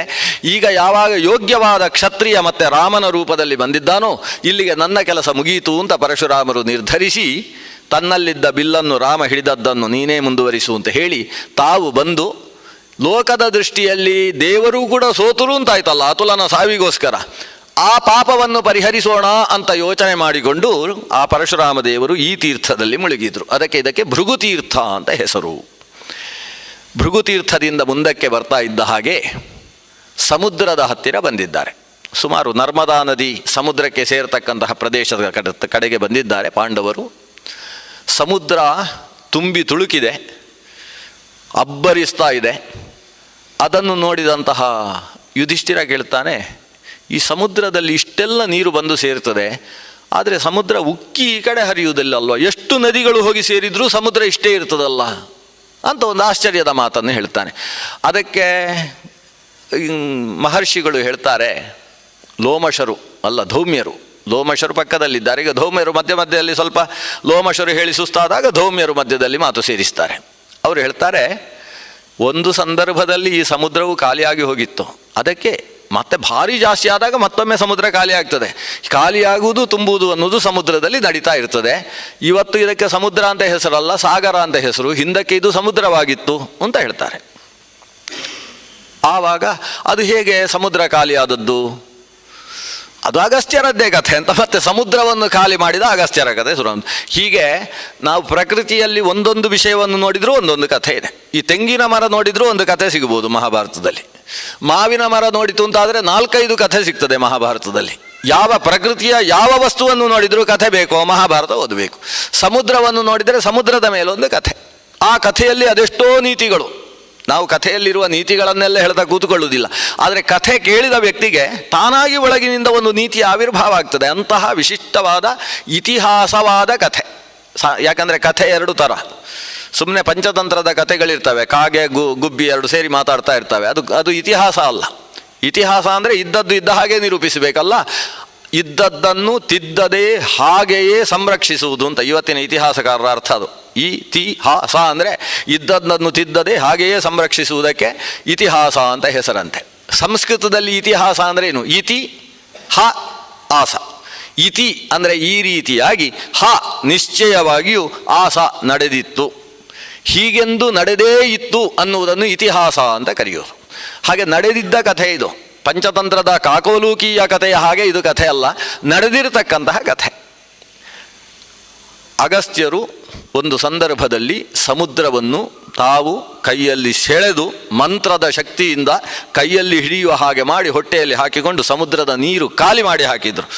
ನಮಗೆ ಒಂದು ಉದ್ಧರಣೆಯಷ್ಟು ಸಮುದ್ರದ ನೀರು ಕುಡಿದ್ರೆ ಸಾಕಾಗಿ ಹೋಗ್ತದೆ, ವಾಂತಿ ಆಗಿಬಿಡ್ತದೆ. ಎಂಥ ಉಪ್ಪು ನೀರು ಅಂತ. ಅಂತಹ ಸಮುದ್ರವನ್ನು ಸಮಗ್ರ ಖಾಲಿ ಮಾಡಿದ ಚುಲುಕೀಕೃತ ಅಂಭೋರಾಶಿಷಿ, ಅಂಭೋರಾಶಿಯನ್ನು ಆಚಮನ ಮಾಡಿರತಕ್ಕಂತಹ ವ್ಯಕ್ತಿತ್ವ ಅದು ಅಗಸ್ತ್ಯ ಮಹರ್ಷಿಗಳದ್ದು. ಏನು ಕಥೆ? ಕಾಲಕೇಯರು ಅಂತ ರಕ್ಕಸರು. ಈ ಕಥೆ ಒಂದು 4 ದಿವಸ ಹೇಳುವಷ್ಟು ದೊಡ್ಡ ಕಥೆ. ನಾನೊಂದು 10 ನಿಮಿಷದಲ್ಲಿ ಮುಗಿಸಬೇಕು ಅಂತ ಆಲೋಚನೆ ಮಾಡಿದ್ದೇನೆ ಕಥೆ. ಅದು ಕಾಲಕೇಯರೆಂಬ ರಕ್ಕಸರು. ಅವರಿಗೆ ಪುಂಡು ಪೋಖರಿಗಳು ಅವರು. ರಕ್ಕಸರು ಎಲ್ಲರೂ ಮಹಾಶಕ್ತಿಶಾಲಿಗಳಾಗಿರುವುದಿಲ್ಲ, ಬರೀ ಪೋಖರಿ ಮಾಡಿಕೊಂಡು ಯಾರೋ ಆ ಕಡೆ ನೋಡ್ತಾ ಇದ್ದರೆ ಇಲ್ಲಿ ಮೆಲ್ಲ ಅವರ ಬ್ಯಾಗ್ ಅಪಹರಿಸಿಕೊಂಡು ಹೋಗುವುದು, ಇಂಥದ್ದೆಲ್ಲ ಮಾಡ್ತಾ ಇರತಕ್ಕಂಥ ರಕ್ಕಸರು ಇರ್ತಾರೆ. ಆ ರೀತಿಯ ರಕ್ಕಸರು ಕಾಲಕೇಯ ಅಂತ ಹೇಳುವ ದೊಡ್ಡ ಒಂದು ಸಮುದಾಯ. ಅವರಿಗೆ ದೇವತೆಗಳನ್ನು ಎದುರಿಸುವ ಶಕ್ತಿ ಇಲ್ಲ, ಆದರೆ ದೇವಲೋಕದ ಆಧಿಪತ್ಯ ಬೇಕು ಅಂತ ಆಸೆ ಪ್ರಬಲವಾಗಿದೆ. ಅಂತಹ ಸಂದರ್ಭದಲ್ಲಿ ವೃತ್ರಾಸುರನ ಜನನ ಆಗ್ತದೆ. ವೃತ್ರಾಸುರ ಹುಟ್ಟಿದ್ದು ಕೇಳಿ ಕಾಲಕೇಯರೆಲ್ಲ ವೃತ್ರಾಸುರನ ಬೆನ್ನಿಗೆ ಸೇರಿಕೊಂಡು ಬಿಡ್ತಾರೆ. ನಾವಿದ್ದೇವೆ, ನೀನು ಹೋಗು, ಇಂದ್ರನನ್ನು ಮುಗಿಸು ಅಂತ. ವೃತ್ರಾಸುರನ ಜೊತೆಗೆ ಮಹಾಯುದ್ಧ ನಡೆಯಿತು. ಕೊನೆಗೆ ಚತುರ್ಮುಖ ಬ್ರಹ್ಮನ ನಿರ್ದೇಶನದ ಪ್ರಕಾರ ಮಹರ್ಷಿ ದಧೀಚಿ, ಆ ದಧೀಚಿಗಳ ಕಥೆ ವಿಸ್ತಾರವಾಗಿ ಬಂದಿದೆ ಇಲ್ಲಿ. ಮಹರ್ಷಿ ದಧೀಚಿಗಳು ತಮ್ಮ ಶರೀರದಲ್ಲಿದ್ದ ಎಲುಬನ್ನೇ ತಾವು ಪ್ರಾಣತ್ಯಾಗವನ್ನು ಮಾಡಿ ಲೋಕದ ಕ್ಷೇಮಕ್ಕೋಸ್ಕರ ಅಂತ ತಮ್ಮ ಶರೀರದ ಅವಯವಗಳನ್ನು ದಾನ ಮಾಡ್ತಾರೆ. ಅಂಗದಾನ ಮಾಡ್ಬೋದೋ ಮಾಡಬಾರ್ದು ಅಂತ ಹೇಳುವ ಪ್ರಶ್ನೆಗೆ ಒಂದು ಉತ್ತರವನ್ನು ದಧೀಚಿ ಮಹರ್ಷಿಗಳು ಕೊಟ್ಟರು. ತಮ್ಮ ಎಲುಬುಗಳನ್ನೇ ದಾನ ಮಾಡಿದರು. ಆ ಎಲುಬಿನಿಂದ ವಿಶ್ವಕರ್ಮ ತ್ವಷ್ಟೃ ಪ್ರಜಾಪತಿ ನಿರ್ಮಾಣ ಮಾಡಿದಂತಹ ವಜ್ರಾಯುಧ, ಆ ವಜ್ರಾಯುಧವನ್ನು ಹಿಡಿದಂತಹ ದೇವೇಂದ್ರ ವೃತ್ರಾಸುರನನ್ನು ಸಂಹಾರ ಮಾಡಿದ. ವೃತ್ರಾಸುರ ಸಂಹಾರ ಆದ ಮೇಲೆ ಕಾಲಕೇಯರಿಗೆ ಏನು ಮಾಡುವುದು ಅಂತ ಗೊತ್ತಾಗಲಿಲ್ಲ, ಓಡುವುದಕ್ಕೆ ಶುರು ಮಾಡಿದರು. ಕಾಲಕೇಯರನ್ನು ಬೆನ್ನಟ್ಟಿ ಬಂದರು ಅಗ್ನಿಪ್ರಭೃತಿ ದೇವತೆಗಳು. ಇಂದ್ರ ಪ್ರಧಾನ ಕೆಲಸ ಆಯಿತು, ಇನ್ನು ಉಳಿದವರೆಲ್ಲ ಪುಂಡು ಪೋಖರಿಗಳು, ಇವರನ್ನು ನಾನು ಬೆನ್ನಟ್ಟಿ ಹೋಗುವುದು ಸರಿಯಲ್ಲ ಅಂತೇಳಿ ತಾನು ಸುಮ್ಮನಾಗಿದ್ದ. ಅಗ್ನಿಪ್ರಭೃತಿ ದೇವತೆಗಳೆಲ್ಲ ಬೆನ್ನಟ್ಟಿದ್ದಾರೆ, ಇವರು ಹೇಗಾದರೂ ತಪ್ಪಿಸಿಕೊಳ್ಳಬೇಕು ಅಂತ ಸಮುದ್ರದ ಒಳಗೆ ಹೋಗಿ ಆಶ್ರಯವನ್ನು ಪಡೆದರು. ಅಗ್ನಿಯಾದಿಗಳು ಬಂದು ಹೇಳಿದರು ಇಂದ್ರನಿಗೆ, ನಮ್ಮ ಹಿಡಿತದಲ್ಲಿ ಸಿಗ್ತಾ ಇಲ್ಲ, ಎಲ್ಲೋ ಕಾಡಿನ ಒಳಗೆ ಹೋದರು, ಅವರು ಕಾಡಿನಲ್ಲಿ ತಪ್ಪಿಸಿಕೊಂಡಿದ್ದಾರೆ ಅಂತ. ಇಂದ್ರ ತನ್ನ ವಜ್ರಾಯುಧವನ್ನು ಆ ಕಡೆ ಪ್ರಯೋಗ ಮಾಡಿದಂತೆ. ವಜ್ರದ ಪ್ರಯೋಗ ಆಗ್ತಾ ಇದೆ ಅಂತ ಗೊತ್ತಾದವರು ಸಮುದ್ರದ ಬದಿಯ ಕಾಡಿನಲ್ಲಿದ್ದವರು ಸಮುದ್ರದ ಒಳಗೆ ಪ್ರವೇಶ ಮಾಡಿತು. ಸಮುದ್ರದ ಒಳಗೆ ವಜ್ರಾಯುಧ ಕೆಲಸ ಮಾಡುವುದಿಲ್ಲ ಅಂತ ಗೊತ್ತವರಿಗೆ. ವಜ್ರಾಯುಧ ಅಂದ್ರೇನು? ಮಿಂಚು, ಸಿಡಿಲು ಮಿಂಚುಗಳೇ ಇಂದ್ರನ ಆಯುಧ. ಮಳೆಯನ್ನು ಸುರಿಸುವುದರ ಮೂಲಕ ವಜ್ರವನ್ನು ಹೊಡೆದು ಆತ ಸಾಯಿಸುವ ಕೆಲಸವನ್ನು ಮಾಡ್ತಾನೆ. ಅದು ಸಮುದ್ರದ ಒಳಗೆ ಏನು ಕೆಲಸ ಮಾಡುವುದಿಲ್ಲ. ಆದರೆ ವರುಣ ವರುಣ ನಮ್ಮನ್ನು ಬಿಟ್ಟುಕೊಟ್ರೆ ವರುಣನ ಕುತ್ತಿಗೆ ಹಿಡ್ಕೊಂಡ್ರಂತೆ. ವರುಣನನ್ನೇ ತಮ್ಮ ವಶದಲ್ಲಿ ಇಟ್ಟುಕೊಂಡು ವರುಣನಿಂದ ಅಭಿಮನ್ಯಮಾನವಾದ ಸಮುದ್ರದ ಒಳಗೆ ಈ ಕಾಲಕೇಯರೆಂಬ ಅಸುರರು ಆಶ್ರಯ ಪಡೆದರು. ಅಲ್ಲಿ 7-8 ಸುತ್ತಿನ ಮಾತುಕತೆ ಮಾಡ್ತಾರೆ. ಅವರು ದೊಡ್ಡ ಮೀಟಿಂಗ್ ಮಾಡ್ತಾರೆ. ಇಂದ್ರಾದಿ ದೇವತೆಗಳಿಗೆ ಬುದ್ಧಿ ಕಲಿಸಬೇಕು. ನಮ್ಮ ದೊಡ್ಡಣ್ಣನಾದಂತಹ ವೃತ್ರನನ್ನು ಸಂಹಾರ ಮಾಡಿದ್ದಾರೆ ಅವರು. ಏನಾದರೂ ಮಾಡಿ ಅವರಿಗೆ ಅನರ್ಥ ಆಗುವ ಹಾಗೆ ಮಾಡಬೇಕು. ಏನು ಮಾಡುವುದು ಅಂತ ದಿನನಿತ್ಯ ಒಂದು ಸುತ್ತಿನ ಮಾತುಕತೆಯಲ್ಲಿ ಅದು ಸಿದ್ಧಾಂತ ಆಗಲಿಲ್ಲ. 4-5 ಸುತ್ತು ಮಾತುಕತೆಗಳು. ಕೊನೆಗೆ ಅವರು ತೀರ್ಮಾನಿಸಿದ್ದೇನು ಗೊತ್ತೋ? ದೇವತೆಗಳಿಗೆ ಬಲ ಸಿಗುವುದು ಈ ಭೂಮಿಯಲ್ಲಿ ನಡೆಯತಕ್ಕಂತಹ ಯಜ್ಞಯಾಗಗಳ ಮೂಲಕ. ಯಜ್ಞಯಾಗಗಳಿಗೆ ಬಲ ಸಿಗುವುದು ಹಸುಗಳ ಮೂಲಕ ಮತ್ತು ಮಂತ್ರಶಕ್ತಿಯ ಮೂಲಕ. ಅದನ್ನು ಮಂತ್ರ ಹೇಳುವವರನ್ನು ಮತ್ತು ಹಸುಗಳನ್ನು ಮುಗಿಸಿಬಿಡಬೇಕು ಅಂತ. ಗೋಬ್ರಾಹ್ಮಣ ಹಿತಾಯಚ ಅಂತ ದೇವರನ್ನು ಕರೆದರೆ ಇವರು ಗೋಬ್ರಾಹ್ಮಣ ಅಹಿತಾಯ ಅಂತ ಒಂದು ನಿರ್ಧಾರವನ್ನು ಮಾಡಿ ಹಾಕಿದರು. ದೇವತಾ ಶಕ್ತಿಗಳನ್ನೆಲ್ಲ ಸಂಹರಿಸಬೇಕು. ಇನ್ನೊಂದು ದೇವತೆಗಳಿಗೆ ಶಕ್ತಿ ತುಂಬತಕ್ಕಂಥದ್ದು ಅಂತ ಹೇಳಿದರೆ ಸಾರ್ವಜನಿಕವಾದಂತಹ ಧಾರ್ಮಿಕ ಕಾರ್ಯಕ್ರಮಗಳು. ಎಲ್ಲೆಲ್ಲಿ ಸಾಮೂಹಿಕವಾದ ಭಗವತ್ ಪ್ರಸಾದ ವಿತರಣೆ, ಅನ್ನ ಸಂತರ್ಪಣೆ ಇಂತಹ ಪ್ರಕ್ರಿಯೆಗಳು ನಡೀತಾ ಇರ್ತವೆ, ಅಲ್ಲಿ ಹೋಗಿ ಅವರನ್ನು ಮುಗಿಸಬೇಕು ಅಂತ ಹೀಗೊಂದು ತೀರ್ಮಾನ ಮಾಡಿದವರು. ಆದರೆ ದೇವಲೋಕಕ್ಕೆ ಈ ವಿಷಯ ಗೊತ್ತಾಗಬಾರ್ದು. ದೇವತೆಗಳು ಸರ್ವಸಾಕ್ಷಿಗಳು ಅಂತ ಹೇಳ್ತಾರೆ. ಆ ಸೂರ್ಯ ಇರುವ ಹೊತ್ತಿಗೆ ಈ ಕೆಲಸ ಮಾಡಬಾರ್ದು, ಮಳೆಗಾಲದಲ್ಲಿ ಮಾಡಬೇಕು ಅಂತ ತೀರ್ಮಾನಿಸಿದರು. ಯಾಕಂದರೆ ಮಳೆಗಾಲದ ರಾತ್ರಿಯಲ್ಲಿ ಸೂರ್ಯ ಚಂದ್ರ ನಕ್ಷತ್ರ ಯಾವುದು ಕಾಣಿಸುವುದಿಲ್ಲ ಅಲ್ವಾ, ದೇವತೆಗಳಿಗೆ ಕಾಣಿಸುವುದಿಲ್ಲ ಅಂತ ಇವರದೇ ಒಂದು ತೀರ್ಮಾನ. ಅವರದೇ ರಾಜ್ಯ, ಅವರದೇ ಆಲೋಚನೆ. ಅವರು ಮಾಡಿ ಮಳೆಗಾಲದ ಹೊತ್ತಿನಲ್ಲಿ ರಾತ್ರಿಯ ಹೊತ್ತು ಊರಿಗೆ ಪ್ರವೇಶ ಮಾಡಿ ಸಮುದ್ರವೆಂಬ ಹಸ್ತದಿಂದಲೇ ಅವರನ್ನು ಬಾಚಿ ಸೆಳೆದುಕೊಂಡು ಸಂಹಾರ ಮಾಡಬೇಕು. ಹೀಗಾಗಿ ಮಳೆಗಾಲದ ಹೊತ್ತಿಗೆ ಸುನಾಮಿ ಏಳುವುದಕ್ಕೆ ಶುರುವಾಯಿತಂತೆ. ಸಮುದ್ರದ ನೀರು 10 ಯೋಜನಗಳಷ್ಟು ದೂರಕ್ಕೆ ಬರುವುದು, ಮನೆಗಳನ್ನೇ ಮುಳುಗಿಸುವುದು, ಮನೆಗಳನ್ನೇ ಎಳ್ಕೊಂಡು ಹೋಗುವುದು, ಸಮುದ್ರಕ್ಕೆ ಎಳ್ಕೊಂಡು ಹೋಗುವುದು.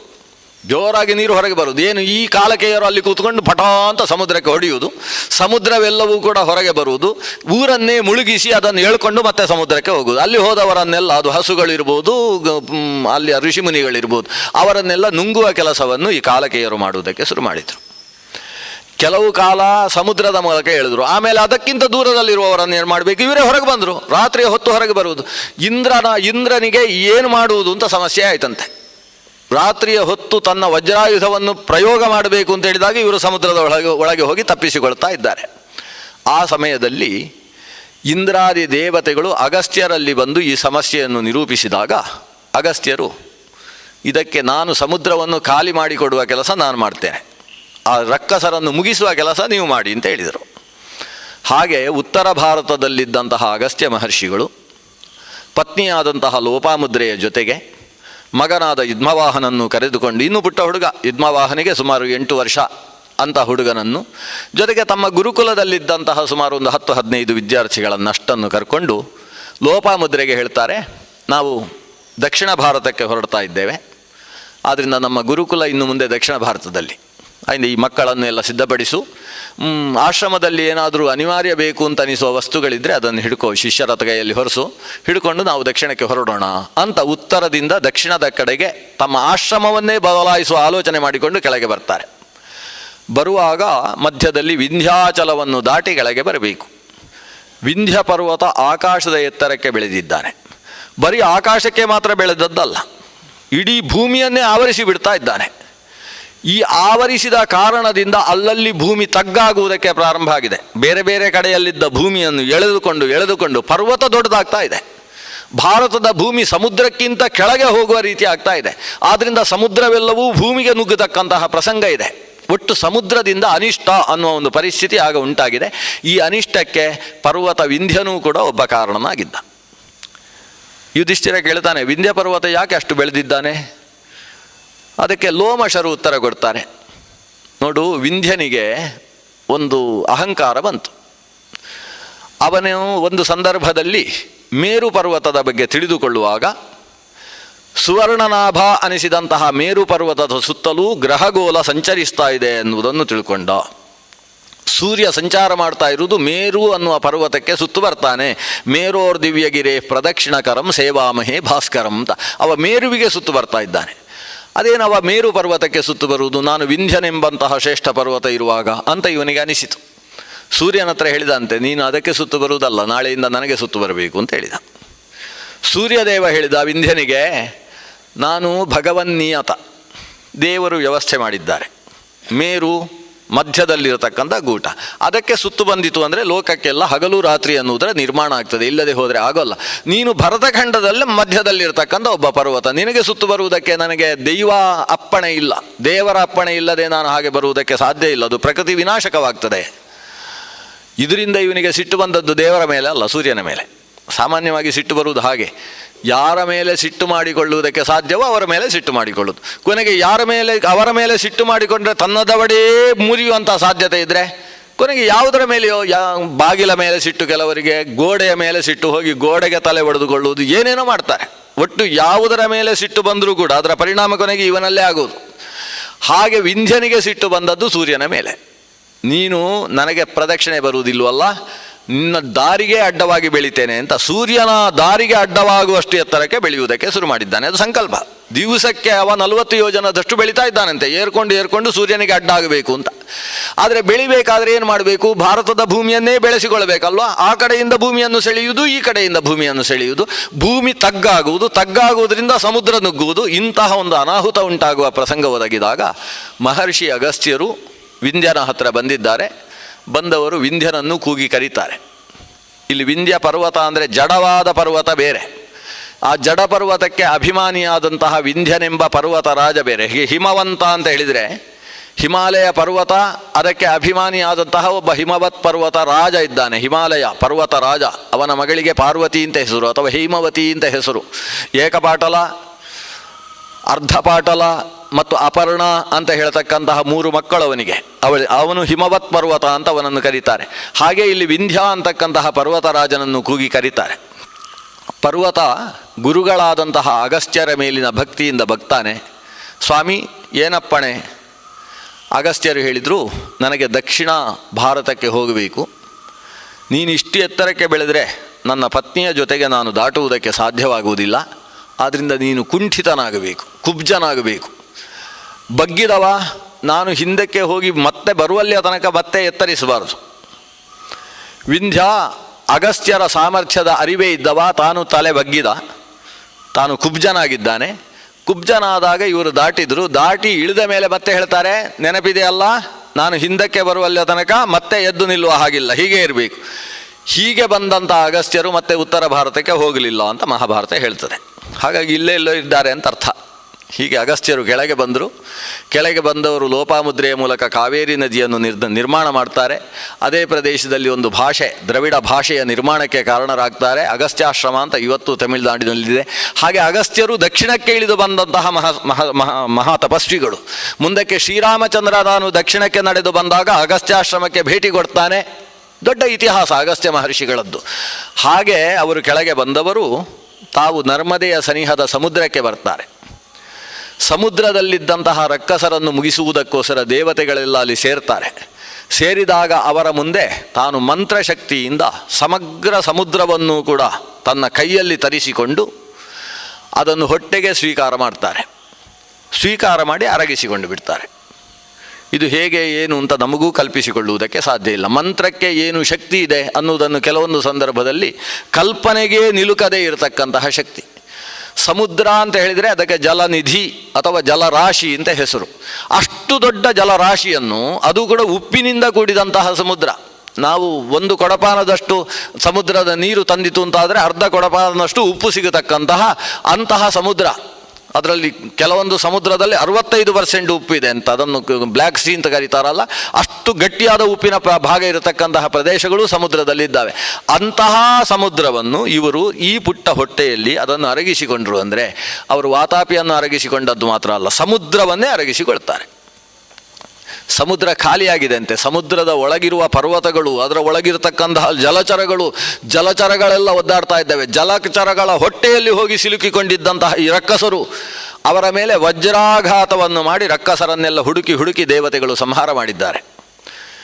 ಅಂತೂ ಕಾಲಕೇಯರ ನಾಶವಾಯಿತು. ಸಮುದ್ರ ಖಾಲಿಯಾಗಿದೆ. ಸಮುದ್ರ ಉಕ್ಕಿ ಇನ್ನು ಯಾವಾಗ ಜಾಸ್ತಿ ಆಗುವ ಪ್ರಸಂಗ ಇತ್ತು, ಆಗ ಸಮುದ್ರದಿಂದ ಉಂಟಾಗ್ತಾ ಇದ್ದ ಅನಾಹುತವನ್ನು ತಪ್ಪಿಸುವ ಕೆಲಸ ಅಗಸ್ತ್ಯರಿಂದ ನಡೆದಿದೆ. ದೇವತೆಗಳು ಹೇಳ್ತಾರೆ, ಮಹರ್ಷಿಗಳೇ, ನಮ್ಮ ಕೆಲಸ ಆಯಿತು, ನೀವು ಮತ್ತೆ ಸಮುದ್ರವನ್ನು ತುಂಬಿಸಿ. ಅಗಸ್ತ್ಯರು ಹೇಳ್ತಾರೆ, ನೀವು ಕುಡಿಲಿಕ್ಕೆ ಹೇಳಿದ್ದಲ್ವ, ಅದು ಜೀರ್ಣ ಆಗೋಯಿತು ಅಂತ ಹೇಳ್ತಾರೆ. ಹೊಟ್ಟೆ ಮತ್ತೆ ತುಂಬಿಸುವುದಕ್ಕೆ. ಅದು ಜೀರ್ಣವಾದದ್ದನ್ನು ಹೊರಗೆ ಕಾರುವುದು. ದೇವತೆಗಳು ಚತುರ್ಮುಖನನ್ನು ಪ್ರಾರ್ಥನೆ ಮಾಡ್ತಾರೆ. ಚತುರ್ಮುಖ ಬ್ರಹ್ಮ ಹೇಳಿದ, ನೀವು ಯೋಚಿಸಬೇಡಿ, ಸದ್ಯಕ್ಕೆ ಸ್ವಲ್ಪ ಸಮಯ ಸಮುದ್ರ ಹಾಗೆ ಇರಲಿ, ಬೇಕಾಗ್ತದೆ. ಯಾಕಂದರೆ ಇನ್ನು ರಾಜ ಸಗರ ಬರ್ತಾನೆ, ಸಗರನ ಮಕ್ಕಳು ಬಂದು ಅದನ್ನು ಸಾಗರವಾಗಿಸಬೇಕು. ಸಮುದ್ರವು ಸಾಗರವಾದ ಮೇಲೆ ಮುಂದಕ್ಕೆ ಭಗೀರಥ ಬರ್ತಾನೆ, ಅವನ ಮೂಲಕ ಸಮುದ್ರ ಪೂರ್ತಿಯಾಗಿ ತುಂಬುವ ಕೆಲಸ ಆಗ್ತದೆ. ಅದರಿಂದ ಈಗ ಅದನ್ನು ತುಂಬಿಸುವ ಕೆಲಸ ಮಾಡಬೇಡಿ ಅಂತ ಇಷ್ಟು ಹೇಳಿ ಅಲ್ಲಿಗೆ ಒಂದು ಅಗಸ್ತ್ಯರ ಕಥೆ ಇಲ್ಲಿಗೆ ಮುಗಿಯುತ್ತೆ. ಧರ್ಮರಾಜನಿಗೆ ಮತ್ತೆ ಈ ಸಮುದ್ರ ಅಂತ ಆಯ್ತು. ಈಗ ಸಮುದ್ರವನ್ನು ಒಂದು ಸಲ ಖಾಲಿ ಮಾಡಿದರು, ಆಗ ಈಗ ಮತ್ತೆ ಸಮುದ್ರ ತುಂಬಿದೆಯಲ್ಲ, ಆ ತುಂಬಿದ ಕಥೆಯನ್ನು ಹೇಳಿ ಅಂತ ಮತ್ತೆ ಧರ್ಮರಾಜ ಪ್ರಶ್ನಿಸ್ತಾನೆ. ಆವಾಗ ಭಗೀರಥನ ಕಥೆ, ಗಂಗಾವತರಣದ ಕಥೆ, ತುಂಬ ವಿಸ್ತಾರವಾದಂತಹ ಕಥಾನಕ. ಗಂಗಾವತರಣದ ಕಥೆಯನ್ನು ಹೇಳದೆ ಮಹಾಭಾರತ ಮುಂದುವರಿಬಾರದು ಅಂತ ಒಂದು ಸಂಪ್ರದಾಯ ಇದೆ. ಯಾಕಂದರೆ ಇದು ತೀರ್ಥಯಾತ್ರಾ ಪರ್ವ. ತೀರ್ಥಯಾತ್ರೆ ಅಂತ ಹೇಳಿದರೆ ನಾವು ಈ ಭರತಖಂಡದಲ್ಲಿ ಹುಟ್ಟಿದ ವ್ಯಕ್ತಿ ತೀರ್ಥಯಾತ್ರೆಯನ್ನು ಮಾಡಲೇಬೇಕು ಅನ್ನೋ ಒಂದು ಆದೇಶ ಇದೆ. ಅದರಲ್ಲಿ ಮಾಡಲೇಬೇಕಾದ ತೀರ್ಥಯಾತ್ರೆಗಳಲ್ಲಿ ಪ್ರಮುಖವಾದದ್ದು ಗಂಗಾ ಸ್ನಾನ ಅಂತ. ಹೇಗೆ ತುಂಗಾಪಾನ ಅಂತ ನಾವಿಲ್ಲಿ ಹೇಳ್ತೇವೋ ಹಾಗೆ ಗಂಗಾ ಸ್ನಾನಕ್ಕೆ ಅಷ್ಟೇ ಮಹತ್ವ ಇದೆ. ಜೀವನದಲ್ಲಿ ಒಂದು ಬಾರಿ ಆದರೂ ಆದ ಗಂಗೆಯಲ್ಲಿ ಸ್ನಾನ ಮಾಡಬೇಕು ಭರತ ದೇಶದಲ್ಲಿ ಆವಿರ್ಭವಿಸಿದವ ಅನ್ನುವುದು. ಇದು ಭರತ ದೇಶದಲ್ಲಿ ಮಾತ್ರ ಅಲ್ಲ, ಭರತ ದೇಶದಲ್ಲಿ ಆರ್ಯಾವರ್ತ, ಬ್ರಹ್ಮಾವರ್ತ ಮೊದಲಾದಂತಹ ಅನೇಕ ಪ್ರದೇಶಗಳಿದ್ದಾವೆ. ಆರ್ಯಾವರ್ತದಲ್ಲಿ ಗಂಗೆ ಹರಿಯುವುದು, ಬ್ರಹ್ಮಾವರ್ತದ ಪ್ರದೇಶಗಳು ಕೂಡ ಆರ್ಯಾವರ್ತಕ್ಕೆ ಬಂದು ಒಂದು ಸ್ನಾನ ಮಾಡಿ ಹೋಗಬೇಕು ಅವರ ಜೀವನದಲ್ಲಿ ಒಂದು ಬಾರಿ ಅನ್ನುವ ನಿರ್ದೇಶನ ಇದೆ. ಆದರೆ ಈ ತೀರ್ಥಯಾತ್ರೆ ಅನ್ನುವಲ್ಲಿ ಗಂಗೆಗೆ ಬಹಳ ಮಹತ್ವ ಇದೆ. ಆದರೆ ಕನ್ಯಾಕುಮಾರಿಯಲ್ಲಿದ್ದಂತಹ ವ್ಯಕ್ತಿ ಗಂಗೆಯ ತನಕ ಹೋಗುವಲ್ಲಿಯ ತನಕ ಬದುಕಿರ್ತಾನೆ ಅಂತ ನಿಶ್ಚಯ ಇಲ್ಲ. ಆದ್ದರಿಂದ ಅವನಿಗೂ ಗಂಗಾ ಸ್ನಾನದ ಫಲ ಬೇಕಲ್ಲ. ಅದಕ್ಕೆ ಗಂಗಾವತರಣದ ಕಥೆಯನ್ನು ಕೇಳಿದರೆ ಗಂಗಾ ಸ್ನಾನದ ಫಲ ಇದೆ. ಇನ್ನು ಗಂಗಾವತರಣದ ಕಥೆಯನ್ನು ಕೇಳುವುದಕ್ಕೂ ಮನುಷ್ಯರಿಗೆ ಪುರುಸೊತ್ತಿಲ್ಲ ಅಂತ ಋಷಿಗಳಿಗೆ ಗೊತ್ತಾಯಿತು. ಅದಕ್ಕೆ ಅವರೇನು ಹೇಳಿದರು ಗೊತ್ತಾ, ಸ್ನಾನ ಮಾಡುವಾಗ ಗಂಗಾ ಗಂಗಾ ಅಂತ 2 ಸಲ ಹೇಳಿ, ಗಂಗಾ ಗಂಗೇತಿ ಯೋಬ್ರು ಯಾತ್ ಯೋಜನಾನಾಂಶತೈರಪಿ ಅಂತ. ಅವನು 100 ಯೋಜನ ದೂರದಲ್ಲಿದ್ದುಕೊಂಡು ಸ್ನಾನದ ಹೊತ್ತಿಗೆ ಗಂಗೆ ಗಂಗೆ ಮಾಂಪುನೀಹಿ ಅಂತ ಗಂಗೆಯನ್ನು ಸ್ಮರಿಸಿದ ಅಂತಾದರೆ ಅವನಿಗೆ ಗಂಗಾ ಸ್ನಾನ ಫಲಂ ಲಭೇತ್. ಗಂಗೆಯ ಸ್ನಾನಕ್ಕೆ ಅಷ್ಟು ಮಹತ್ವ. ನಾವು ಎಲ್ಲೇ ಸ್ನಾನ ಮಾಡುವುದಾದರೂ ಗಂಗೆಯನ್ನು ಸ್ಮರಿಸಿಕೊಂಡು ಸ್ನಾನ ಮಾಡಬೇಕು. ಎಲ್ಲ ನದಿಗಳು ಭಗವಂತನ ಪಾದಕಮಲದಿಂದ ಆವಿರ್ಭವಿಸಿರುವವುಗಳು. ಅದು ಎಲ್ಲಿ ನೇತ್ರಾವತಿಯನ್ನು ಸೇರಿಸಿ ಗಂಗಾ ಸಿಂಧು ಸರಸ್ವತಿ ಚ ಯಮುನಾ ಗೋದಾವರಿ ನರ್ಮದಾ ಕೃಷ್ಣ ಭೀಮರತಿ ಚ ಫಲ್ಗು ಸರಯೂ ಶ್ರೀಗಂಡಕಿ ಗೋಮತಿ ಕಾವೇರಿ ಕಪಿಲ ಪ್ರಯಾಗ ವಿನತ ನೇತ್ರಾವತಿ ಇತ್ಯಾದಯ ನದ್ಯ ಶ್ರೀಹರಿಪಾದ ಪಂಕಜ ಭುವಃ. ಶ್ರೀಹರಿಪಾದ ಪಂಕಜದಿಂದ ಆವಿರ್ಭವಿಸಿರ್ತಕ್ಕಂಥವುಗಳು ಸಮಗ್ರ ನದಿಗಳು ಅಂತ. ಅದರಿಂದ ಗಂಗೆ ಮಾತ್ರ ವಿಷ್ಣು ಪಾದೋದಕ ಅಲ್ಲ, ಸಮಗ್ರ ನದಿಗಳು ಕೂಡ ಭಗವಂತನ ಪಾದದಿಂದ ಆವಿರ್ಭವಿಸಿರ್ತಕ್ಕಂಥವುಗಳು. ಅದನ್ನ ವಿಷ್ಣು ಪಾದೋದಕ ಅಂತ ಕರೆಸಿಕೊಳ್ಳುವ ತೀರ್ಥಗಳುಗಳು. ಅದನ್ನ ಗಂಗೆಯ ಸ್ನಾನ ಅನ್ನೋದು ಮನುಷ್ಯನ ಜೀವನದಲ್ಲಿ ಅಪೇಕ್ಷಿತವಾದದ್ದು. ಅಂತಹ ಸ್ನಾನ ಗಂಗಾವತರಣದ ಕಥೆಯನ್ನು ಕೇಳುವುದರಿಂದ ಪ್ರಾಪ್ತಿಯಾಗ್ತದೆ. ಅದರಿಂದ ತೀರ್ಥಯಾತ್ರೆ ಕೂತಲ್ಲಿಯೇ ಮಾಡ್ಬೋದು ಅಂತ. ಸಗರ ಇಕ್ಷ್ವಾಕು ವಂಶದಲ್ಲಿ ಬಂದಂತಹ ರಾಜ, ಅವನ ಇತಿಹಾಸವೂ ದೊಡ್ಡದು. ಇಕ್ಷ್ವಾಕು ವಂಶ ಹೇಳಲಿಕ್ಕೆ ಶುರು ಮಾಡಿದರೆ ಒಬ್ಬೊಬ್ಬರ ಕಥೆಯೂ ಮುಗಿಯುವುದಿಲ್ಲ. ಸಗರ ಅನ್ನುವ ಶಬ್ದದ ಅರ್ಥ ವಿಷವನ್ನು ಒಟ್ಟಿಗೆ ಇಟ್ಟುಕೊಂಡವ ಅಂತ. ಗರ ಅಂದರೆ ವಿಷ, ಸಂಸ್ಕೃತದಲ್ಲಿ ಗರ ಶಬ್ದಕ್ಕೆ ವಿಷ ಅನ್ನೋದು ಪ್ರಸಿದ್ಧವಾದ ಅರ್ಥ. ಸಗರ ಅಂದರೆ ವಿಷದ ಒಳಗೆ ಬೆಳೆದು ವಿಷದ ಒಟ್ಟಿಗೆ ಹುಟ್ಟಿದವ. ಗರೇಣ ಸಹಿತ ಸಗರ. ಲಕ್ಷ್ಮಣದಿಂದ ಕೂಡಿದವ ಸಲಕ್ಷ್ಮಣ ಆಗುವ ಹಾಗೆ, ಪತ್ನಿಯಿಂದ ಕೂಡಿದವ ಸಪತ್ನೀಕನಾಗುವ ಹಾಗೆ, ಗರದಿಂದ ಕೂಡಿದವ ಸಗರನಾಗ್ತಾನೆ. ಅವ ಗರದಿಂದ ಕೂಡಿದವ. ಅವನು ಹೊಟ್ಟೆಯಲ್ಲಿ ಬೆಳೀತಾ ಇದ್ದಾಗ ಅವನ ಸಪತ್ನಿಯರು, ಆಕೆಯ ಸಪತ್ನಿಯರು ಅವಳಿಗೆ ವಿಷ ಕೊಟ್ಟು ಬಿಡ್ತಾರೆ. ಆ ವಿಷ ಹೊಟ್ಟೆಯಲ್ಲಿ ಈ ಗರ್ಭದ ಜೊತೆಗೆ ವಿಷವೂ ಬೆಳೆದು ಹುಟ್ಟುವಾಗ ವಿಷ ಮತ್ತು ಮಗು ಎರಡನ್ನೂ ಕೂಡ ಹೆತ್ತು ಬಿಡ್ತಾಳೆ ಆ ತಾಯಿ. ಒಂದು ಸಂದರ್ಭದಲ್ಲಿ ಅಯೋಧ್ಯ ಸಿಂಹಾಸನದಲ್ಲಿ ಇದ್ದಂತಹ ಸಗರ ತಾನು ಕಾಡಿನಲ್ಲಿ ಹೋಗಿ ಬದುಕಬೇಕಾದಂತಹ ಪ್ರಸಂಗ ಬಂತು. ಸೂರ್ಯವಂಶದ ಒಂದು ದುರಂತ ನಡೆದಿತ್ತು.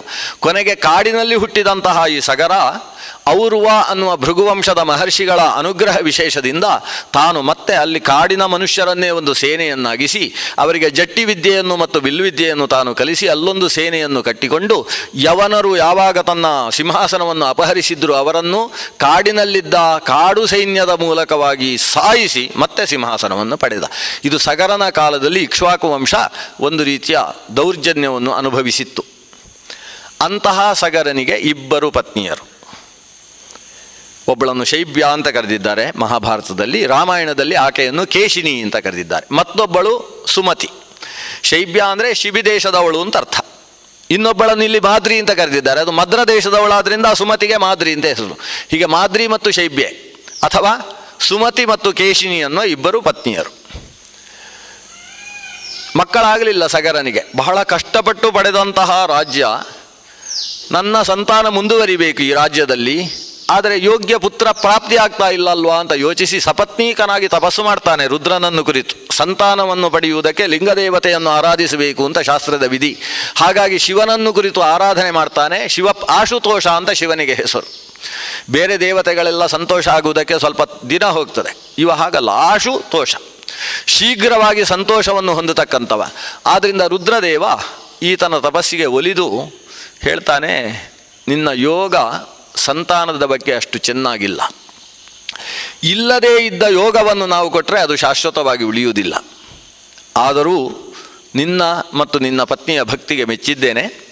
ಆದ್ದರಿಂದ ನಿನ್ನ ಪತ್ನಿಯರಲ್ಲಿ ನನ್ನ 2 ಆಯ್ಕೆಗಳನ್ನು ಮುಂದಿಡ್ತೇನೆ, ಅದರಲ್ಲಿ ಆರಿಸಿಕೊಳ್ಬೋದು ಅವರು.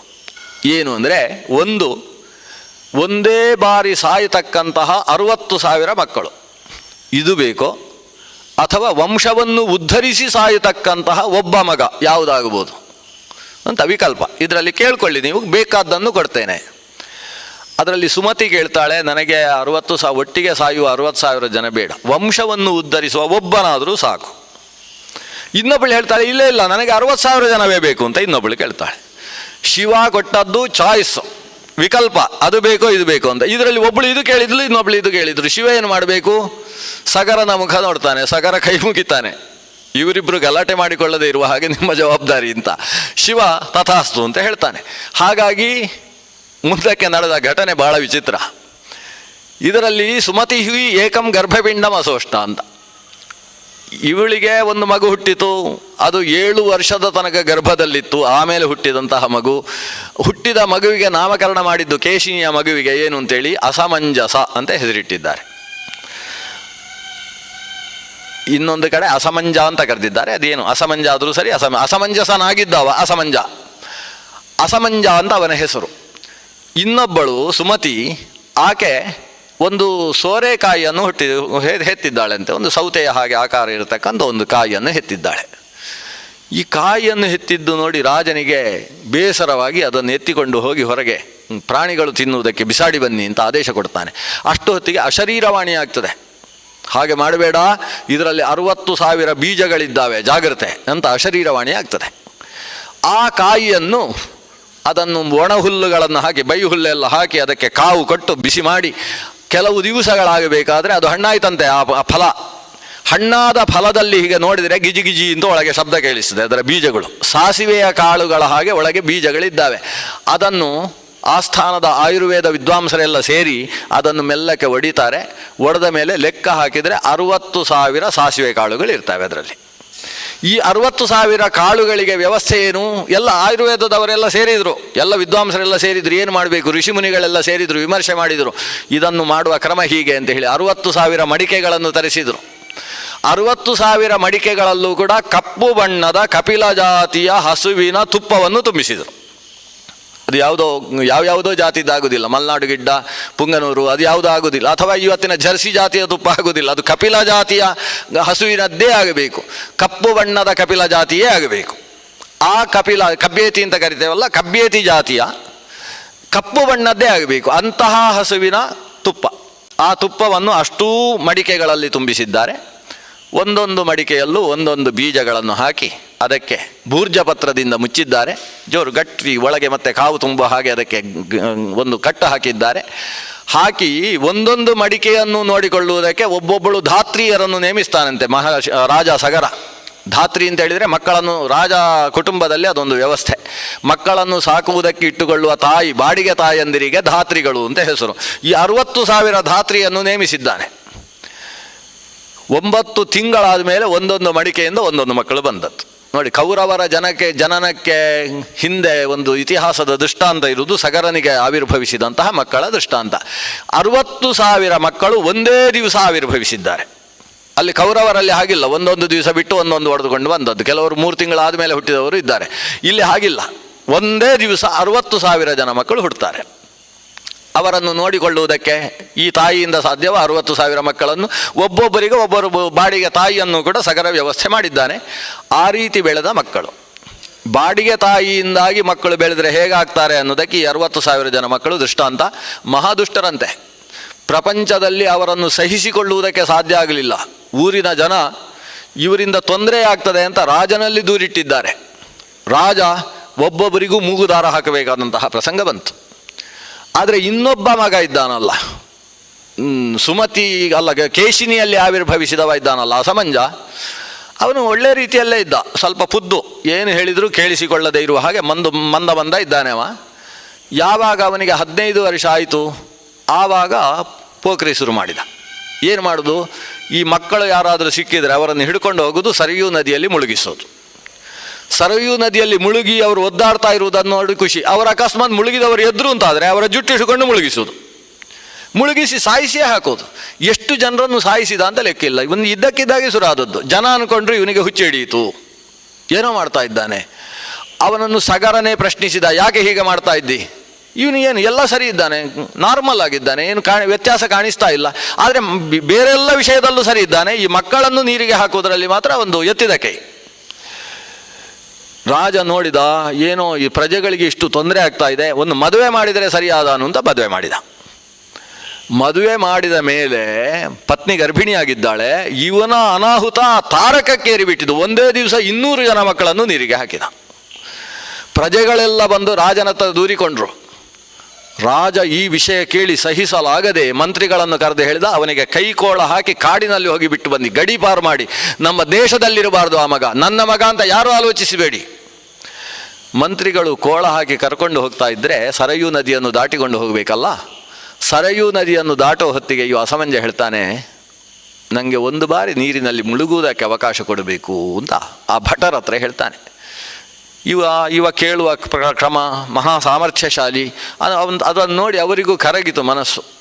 ಒಂದು ಸಲ ಮುಳುಗಿದವ ಹಾಗೆ ಕೈಗೆ 2 ಕೋಳ ಹಾಕಿದ್ದಾರೆ. ಹೀಗೆ ಎತ್ತಿದರೆ ಒಂದು ಬಾರಿ ಎದ್ದಾಗ 4-5 ಮಕ್ಕಳು ಅವರನ್ನು ಹಾಗೆ ದಡಕ್ಕೆ ತಲುಪಿಸಿದ್ದಾರೆ. ಇನ್ನೊಂದು ಬಾರಿ ಮುಳುಗಿದ. ಎಷ್ಟು ಮಕ್ಕಳನ್ನು ನೀರಿಗೆ ಬಿಸಾಡಿದ್ದ ಅಷ್ಟು ಮಕ್ಕಳನ್ನು ಎಬ್ಬಿಸಿ ಆಮೇಲೆ ಕಾಡಿಗೆ ಹೋದಂತೆ.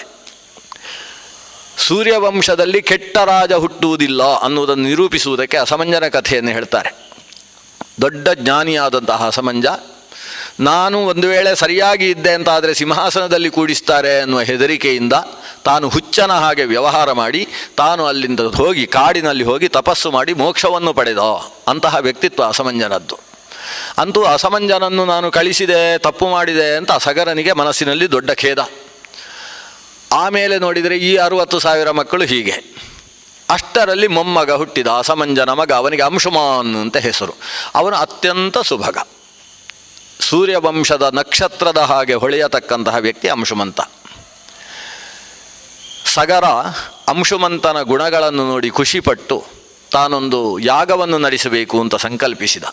ಅಶ್ವಮೇಧಗಳು 99 ಅಶ್ವಮೇಧವನ್ನು ಮಾಡಿದಂತಹ ರಾಜ ಸಗರ. ಅಂತಹ ಅಶ್ವಮೇಧ ಯಾಗದಲ್ಲಿ ಕುದುರೆಯ ಹಿಂದೆ, ಕುದುರೆಯನ್ನು ರಕ್ಷಣೆ ಮಾಡುವುದಕ್ಕೋಸ್ಕರ ಈ 60,000 ತನ್ನ ಮಕ್ಕಳನ್ನು ಕಳಿಸಿಕೊಟ್ಟ. ಇವರು ಕುದುರೆಯನ್ನು ರಕ್ಷಣೆ ಮಾಡಿಕೊಂಡು ಹೋಗ್ತಾ ಇದ್ದಾರೆ ನಿರ್ಬಾಧ. ಯಾಕಂದರೆ ಈ ಸಗರನ ಮಕ್ಕಳು ಬರ್ತಾರೆ ಅಂತ ಹೆದರಿಕೊಂಡು ಯಾವ ಸಮಸ್ಯೆಯೂ ಉಂಟಾಗ್ತಾ ಇಲ್ಲ, ಬೇಕಾದ ಹಾಗೆ ಕಪ್ಪ ಪ್ರಾಪ್ತಿಯಾಗ್ತಾ ಇದೆ. ಕುದುರೆ ಸಮುದ್ರದಲ್ಲಿ ಬಂತು, ಖಾಲಿ ಸಮುದ್ರ. ಖಾಲಿ ಸಮುದ್ರದಲ್ಲಿ ಕುದುರೆ ಇಳಿಯಿತು. ಕುದುರೆ ಎಲ್ಲಿ ಇಳಿದ್ರೂ ಕೂಡ ಯಾರೂ ತಡೆಯುವ ಹಾಗಿಲ್ಲ. ಸಮುದ್ರದ ಒಳಗೆ ಹೋಯಿತು. ಈ 60,000 ಜನರು ಕೂಡ ಒಳಗೆ ಹೋದರು. ಒಳಗೆ ಹೋಗಿ ಯಾವುದೋ ಒಂದು ಪರ್ವತದಲ್ಲಿ ಸುತ್ತಾಡ್ತಾ, ಸಮುದ್ರದ ಒಳಗಿನ ಪರ್ವತ, ಆ ಪರ್ವತದಲ್ಲಿ ಸುತ್ತಾಡ್ತಾ ಇದ್ದದ್ದು ಕಾಣೆಯಾಯಿತು. ಕುದುರೆ ಕಾಣಿಸ್ತಾ ಇಲ್ಲ ಅಂತ ಇವರು ಹುಡುಕಾಡಿದರು, ತಡಕಾಡಿದರು. ಆ ಪರ್ವತವನ್ನು ಪುಡಿ ಮಾಡಿ ನೋಡಿದ್ರು, ಎಲ್ಲಾದರೂ ಪರ್ವತದ ಒಳಗೆ ಗುಹೆಗೆ ಇದ್ದು ಅದರ ಒಳಗೆ ಹೋಗಿದೆಯೋ. ಆ ಪರ್ವತ ಮಾತ್ರ ಅಲ್ಲ, ಅಕ್ಕಪಕ್ಕದ ಪರ್ವತಗಳನ್ನೆಲ್ಲ ಒಟ್ಟು ಒಂದು ಸಮುದ್ರವನ್ನು ಸಮತಟ್ಟು ಮಾಡಿ ಹಾಕಿದ್ರು. ಸಮತಟ್ಟು ಮಾಡುವುದು ಅಂದರೆ ಮಣ್ಣು ತುಂಬಿಸುವುದಲ್ಲ, ಅದರ ಒಳಗಿದ್ದಂತಹ ಎತ್ತರದ ಬಂಡೆಗಳು, ಕಲ್ಲುಗಳು ಅದನ್ನೆಲ್ಲ ಕತ್ತರಿಸಿ ಹಾಕಿ ಸಮುದ್ರ. ಏನು ಮಾಡಿದರೂ ಕುದುರೆ ಸಿಗುವುದಿಲ್ಲ. ಕೊನೆಗೆ ಬಂದು ಸಗರನ ಹತ್ರ ತಲೆ ತಗ್ಗಿಸಿಕೊಂಡು ನಿವೇದಿಸಿದರು, ನಮ್ಮ ಶಕ್ತಿಗೂ ಕುದುರೆ ಸಿಗಲಿಲ್ಲ. ಸಗರ ಹೇಳ್ತಾನೆ, ನಾನು ಯಜ್ಞದಲ್ಲಿ ದೀಕ್ಷಿತನಿದ್ದೇನೆ, ನಾನು ಇಲ್ಲಿಂದ ಹೊರಡುವುದಕ್ಕೆ ಸಾಧ್ಯ ಆಗುವುದಿಲ್ಲ. ನನಗಿಂತ ಹೆಚ್ಚು ಸಮರ್ಥರು ಅಂತ ನಿಮ್ಮನ್ನು ಅದರ ಹಿಂದೆ ಬಿಟ್ಟದ್ದು. ನೀವು ಕುದುರೆ ಸಿಗದೆ ಹೋದರೆ ಮತ್ತೆ ಆಶ್ರಮಕ್ಕೆ ನಮ್ಮ ಆಸ್ಥಾನಕ್ಕೆ ಕಾಲಿಡಬೇಡಿ, ಜಾಗ್ರತೆ ಅಂತ ಹೇಳಿದ. ಸಗರನಿಗೊಂದು ಸಿಟ್ಟು, ಇವು ಹಿರಿತಾನ ಅಲ್ವಾ. ಅಂಥ ಯಾಗದಲ್ಲಿ ಕುದುರೆ ಸಿಗಲಿಲ್ಲ ಅಂತಾದರೆ 99ನೇ ಯಾಗ ಅದು ಮುಗಿಸಿದರೆ 100ನೇ ಯಾಗ ಮಾಡುವುದಕ್ಕೆ ಅವಕಾಶ. ಅಂಥ ಸಂದರ್ಭದಲ್ಲಿ ಸಿಗಲಿಲ್ಲ ಅಂತ ಹೇಳಿದರೆ ಶತಕ್ರತು ಆಗುವುದು ಹೇಗೆ ತಾನು ಅಂತ ಹೀಗೆ ಯೋಚನೆ ಮಾಡಿ ಸಿಟ್ಟಿನಿಂದ ಹೇಳಿದ. ಹಾಗೆ ಹೋದ ಆ 60,000 ಜನ ಹಿಂದಕ್ಕೆ ಬರಲಿಲ್ಲ. ಅವರು ಹೋದರು ಸಮುದ್ರಕ್ಕೆ. ಹೋಗುವಾಗಲೇ ದೊಡ್ಡ ದೊಡ್ಡ ಹಾರೆ, ಪಿಕಾಸಿ, ಗುದ್ದಲಿ ಎಲ್ಲ ಹಿಡ್ಕೊಂಡೇ ಹೊರಟಿದ್ದಾರೆ. ಅದನ್ನೆಲ್ಲ ಹಿಡ್ಕೊಂಡು ಹೋದವರು ಸಮುದ್ರದಲ್ಲಿ ಎಲ್ಲಿಯಾದರೂ ಕುದುರೆ ಕಾಣಿಸ್ತದೋ ಅಂತ ಸುತ್ತಾಡಿದ್ದಾರೆ. ಖಾಲಿ ಸಮುದ್ರ, ಎಲ್ಲಿ ನೋಡಿದರೂ ಕುದುರೆ ಇಲ್ಲ. ಒಂದು ಜಾಗದಲ್ಲಿ ಕುದುರೆಯ ಹೆಜ್ಜೆ ಕಾಣಿಸಿತು. ನಮ್ಮ ಕುದುರೆ ಈ ಭಾಗದಲ್ಲಿ ಹೋಗಿದೆ, ಹಾಗಾದರೆ ಯಾವ ಕಡೆ ಹೋಗಿರ್ಬೋದು? ಮುಂದೆ ಮುಂದೆ ಹೋದರೆ ಒಂದು ಗುಹಾ ಕಾಣಿಸಿತಂತೆ. ಆ ಗುಹೆಯನ್ನು ಸುತ್ತುವರೆದರು. ಗುಹೆಯ ಮೂಲಕ ಆಳಕ್ಕೆ ಹೋದರು. ಹೋದವರು ಆ ಗುಹೆಯಿಂದ ಪ್ರವೇಶಿಸಿದ ಲೋಕಕ್ಕೆ ಸುತಲ ಅಂತ ಹೆಸರು. ಹಾಗಾದರೆ ಅತಲ, ವಿತಲ, ಸುತಲಾದಿ ಲೋಕಗಳೆಲ್ಲಿದ್ದಾವೆ? ಅದನ್ನು ಪಂಚಮಸ್ಕಂದ ಭಾಗವತ ಹೇಳ್ತದೆ. ಭೂಮಿಯಲ್ಲಿರ್ತಕ್ಕಂತಹ ಒಂದೊಂದು ಬಿಲಗಳು, ಅದನ್ನು ಬಿಲಸ್ವರ್ಗ ಅಂತ ಕರೀತಾರೆ. ಭೂಮಿ ಎಷ್ಟಿದೆಯೋ ಅಷ್ಟೇ ಆ ಲೋಕ ಇಲ್ಲ. ಭೂಮಿ 1000ದಷ್ಟಿದ್ದರೆ ಅದು 1ರಷ್ಟಿದೆ. ಒಂದು ಕರ್ನಾಟಕ ದೇಶದಷ್ಟು ಒಂದಿರ್ತದೆ ಅತಲ ಅಂತೇಳಿ, ಭೂಮಿಯಲ್ಲೆಲ್ಲೋ ಒಂದು ಭಾಗದಲ್ಲಿ. ಅದರ ದ್ವಾರ ಅದು ಸಮುದ್ರಾಂತರ್ಗತವಾದ ದ್ವಾರವಿರ್ತದೆ ಅದಕ್ಕೆ ಅಂತ. ಹಾಗೆ ಆ ಸಮುದ್ರದಲ್ಲಿ ಆಳಕ್ಕೆ ಇಳಿತಾರೆ, ಒಳಗೆ ಸುತಲಕ್ಕೆ ಹೋಗ್ತಾರೆ. ಸುತಲದಲ್ಲಿ ಹೋದರೆ ಅಲ್ಲೊಂದು ಆಶ್ರಮ. ಆ ಆಶ್ರಮದಲ್ಲಿ ಕಪಿಲ ಅಂತ ಹೇಳ್ತಕ್ಕಂತಹ ಮಹರ್ಷಿ ತಪಸ್ಸು ಮಾಡ್ತಾ ಇದ್ದಾನೆ. ಆ ಕಪಿಲಾಶ್ರಮದ ಮುಂಭಾಗದಲ್ಲಿ ಇದೇ ಥಗರನ ಕುದುರೆಯನ್ನು ಕಟ್ಟಿದ್ದಾರೆ. ತುಂಬ ಆನಂದ ಆಯ್ತಂತೆ ಇವರಿಗೆ. ಅದರ ಜೊತೆಗೆ ಯದ್ವಾತದ್ವಾ ಸಿಟ್ಟು ಬರ್ತಾ ಇದೆ. ಯಾಕಂದರೆ ಎಷ್ಟೋ ದಿವಸಗಳಿಂದ ಸಮುದ್ರದಲ್ಲಿದ್ದ ಪರ್ವತ ಪುಡಿ ಮಾಡುವುದು, ಈ ಕುದುರೆಯಲ್ಲಿ ಉಂಟು ಅಂತ ಹುಡುಕುವುದು, ಇದರ ಟೆನ್ಷನ್ನಲ್ಲಿ ಅವರಿಗೆ ಏನು ಮಾಡ್ತಾ ಇದ್ದೇವೆ ಅನ್ನೋ ಪ್ರಜ್ಞೆ ಇಲ್ಲ. ಅಷ್ಟು ಸಿಟ್ಟು ಬರ್ತಾ ಇದೆ. ಕುದುರೆಯನ್ನು ಇಲ್ಲಿ ತಂದಿಟ್ಟಿದ್ದಾರ ದುಷ್ಟರು, ಯಾರವ ದುಷ್ಟ ಅಂತ ಜೋರು ಗಲಾಟೆ ಶುರು ಮಾಡಿದ್ದಾರೆ 60,000 ಜನ. ಅಲ್ಲಿ ತಪಸ್ವಿ ತಾನು ಶಾಂತ ಮುದ್ರೆಯಿಂದ ಚಿನ್ಮುದ್ರೆಯನ್ನು ಇಟ್ಟುಕೊಂಡು ತಪಸ್ಸು ಮಾಡ್ತಾ ಇದ್ದರೆ ಇವರ ರಗಳೆ ಕಿರಿಕಿರಿ ಜೋರಾಗಿದೆ. ನೋಡಲ್ಲಿ ತಪಸ್ಸು ಮಾಡುವ ವ್ಯಾಜದಲ್ಲಿ ಬೇರೆ ಕೂತಿದ್ದಾನೆ. ಇಲ್ಲಿ ಇಂಥ ಮಾಡುವುದು ಕೆಟ್ಟ ಕೆಲಸ.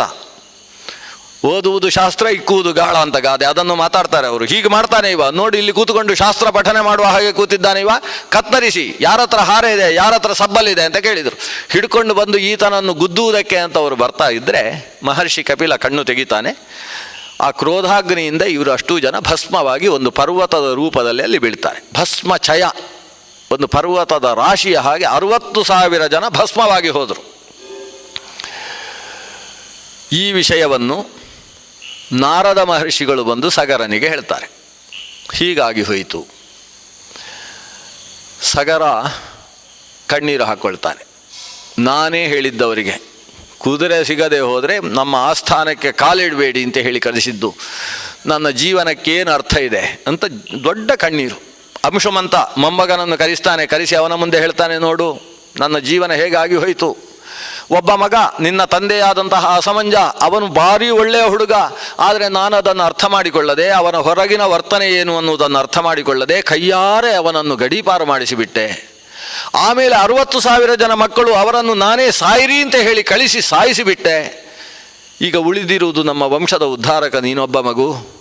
ಆದರೆ ಈ ಯಜ್ಞವನ್ನು ನಾನು ಮಾಡದೆ ಮುಗಿಸದೆ ನಮಗೆ ಸ್ವರ್ಗ ಪ್ರಾಪ್ತಿ ಇಲ್ಲ. ಏನು ಮಾಡೋಣ? ಅಂಶವಂತ ಹೇಳ್ತಾನೆ, ಅಜ್ಜ ಯೋಚಿಸಬೇಡಿ, ನಾನು ನನ್ನಿಂದಾಗುವ ಎಲ್ಲ ರೀತಿಯ ಉಪಾಯಗಳನ್ನು ಮಾಡಿ ಕುದುರೆಯನ್ನು ತರುವುದಕ್ಕೆ ಪ್ರಯತ್ನಿಸ್ತೇನೆ.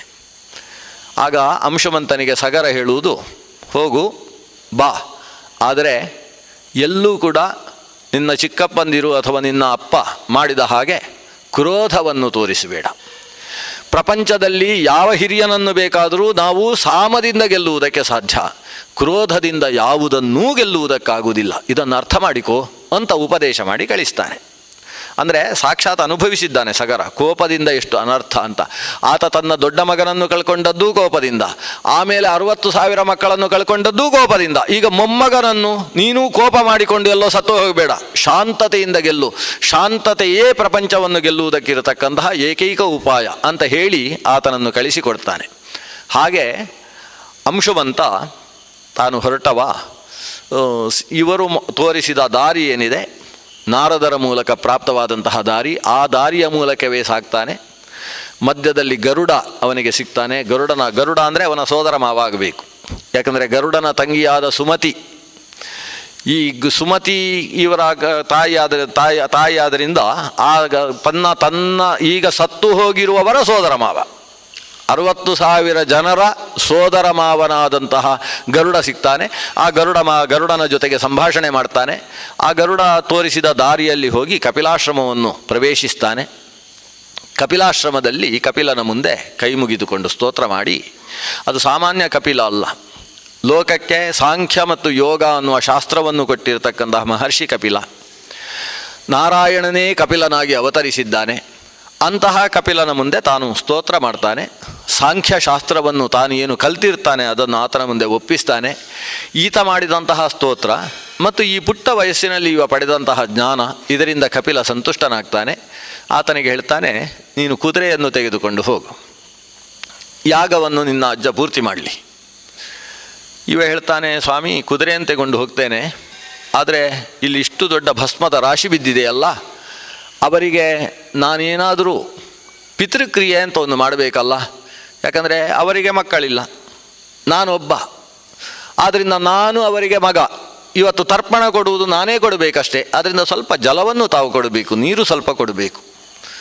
ಅದಕ್ಕೆ ಕಪಿಲ ಹೇಳ್ತಾನೆ, ಅದರ ಬಗ್ಗೆ ನೀನು ಗರುಡನ ಹತ್ರ ವಿಚಾರಿಸು, ನೀನು ಅದಕ್ಕೆ ನೀರಿನಲ್ಲಿ ಕೊಟ್ಟರೆ ಪ್ರಯೋಜನ ಇಲ್ಲ, ಅದು ಏನಾಗಬೇಕು ಹೇಗಾಗಬೇಕು ಅಂತ ಗರುಡನಿಗೆ ಗೊತ್ತಿರ್ತದೆ. ಇನ್ನು ವಂಶದ ಹಿರಿಯರಲ್ಲಿ ವಿಚಾರಣೆ ಮಾಡಬೇಕು, ಅವನ ಹತ್ರ ಕೇಳು. ಅಲ್ಲೇ ಗರುಡನಿದ್ದಾನೆ.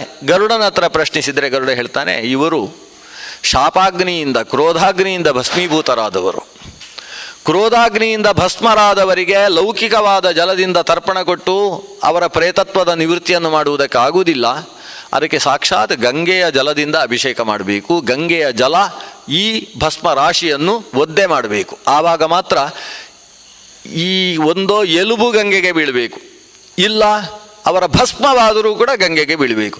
ಗಂಗೆಗೆ ಹೋಗಿ ಭಸ್ಮ ಹಾಕುವುದಕ್ಕಾಗುವುದಿಲ್ಲ ಅಂದರೆ ಭಸ್ಮದ ಮೇಲೆ ಆದರೂ ಗಂಗೆ ಹರಿಬೇಕು. ಆದ್ದರಿಂದ ಇಲ್ಲಿಗೆ ಗಂಗೆಯನ್ನು ತರಿಸಿದರೆ ಮಾತ್ರ ಇವರಿಗೆ ದೇವಲೋಕ ಪ್ರಾಪ್ತಿಯಾಗ್ತದೆ. ನೀನು ಇಲ್ಲಿಯ ನೀರಿನಿಂದ ಸಮಯ ವ್ಯರ್ಥ ಮಾಡಬೇಡ, ಕಾಲಕ್ಷೇಪ ಮಾಡಬೇಡ, ಕುದುರೆಯನ್ನು ತೆಗೆದುಕೊಂಡು ಹೋಗಿ ಅಜ್ಜನಿಗೆ ಒಪ್ಪಿಸು.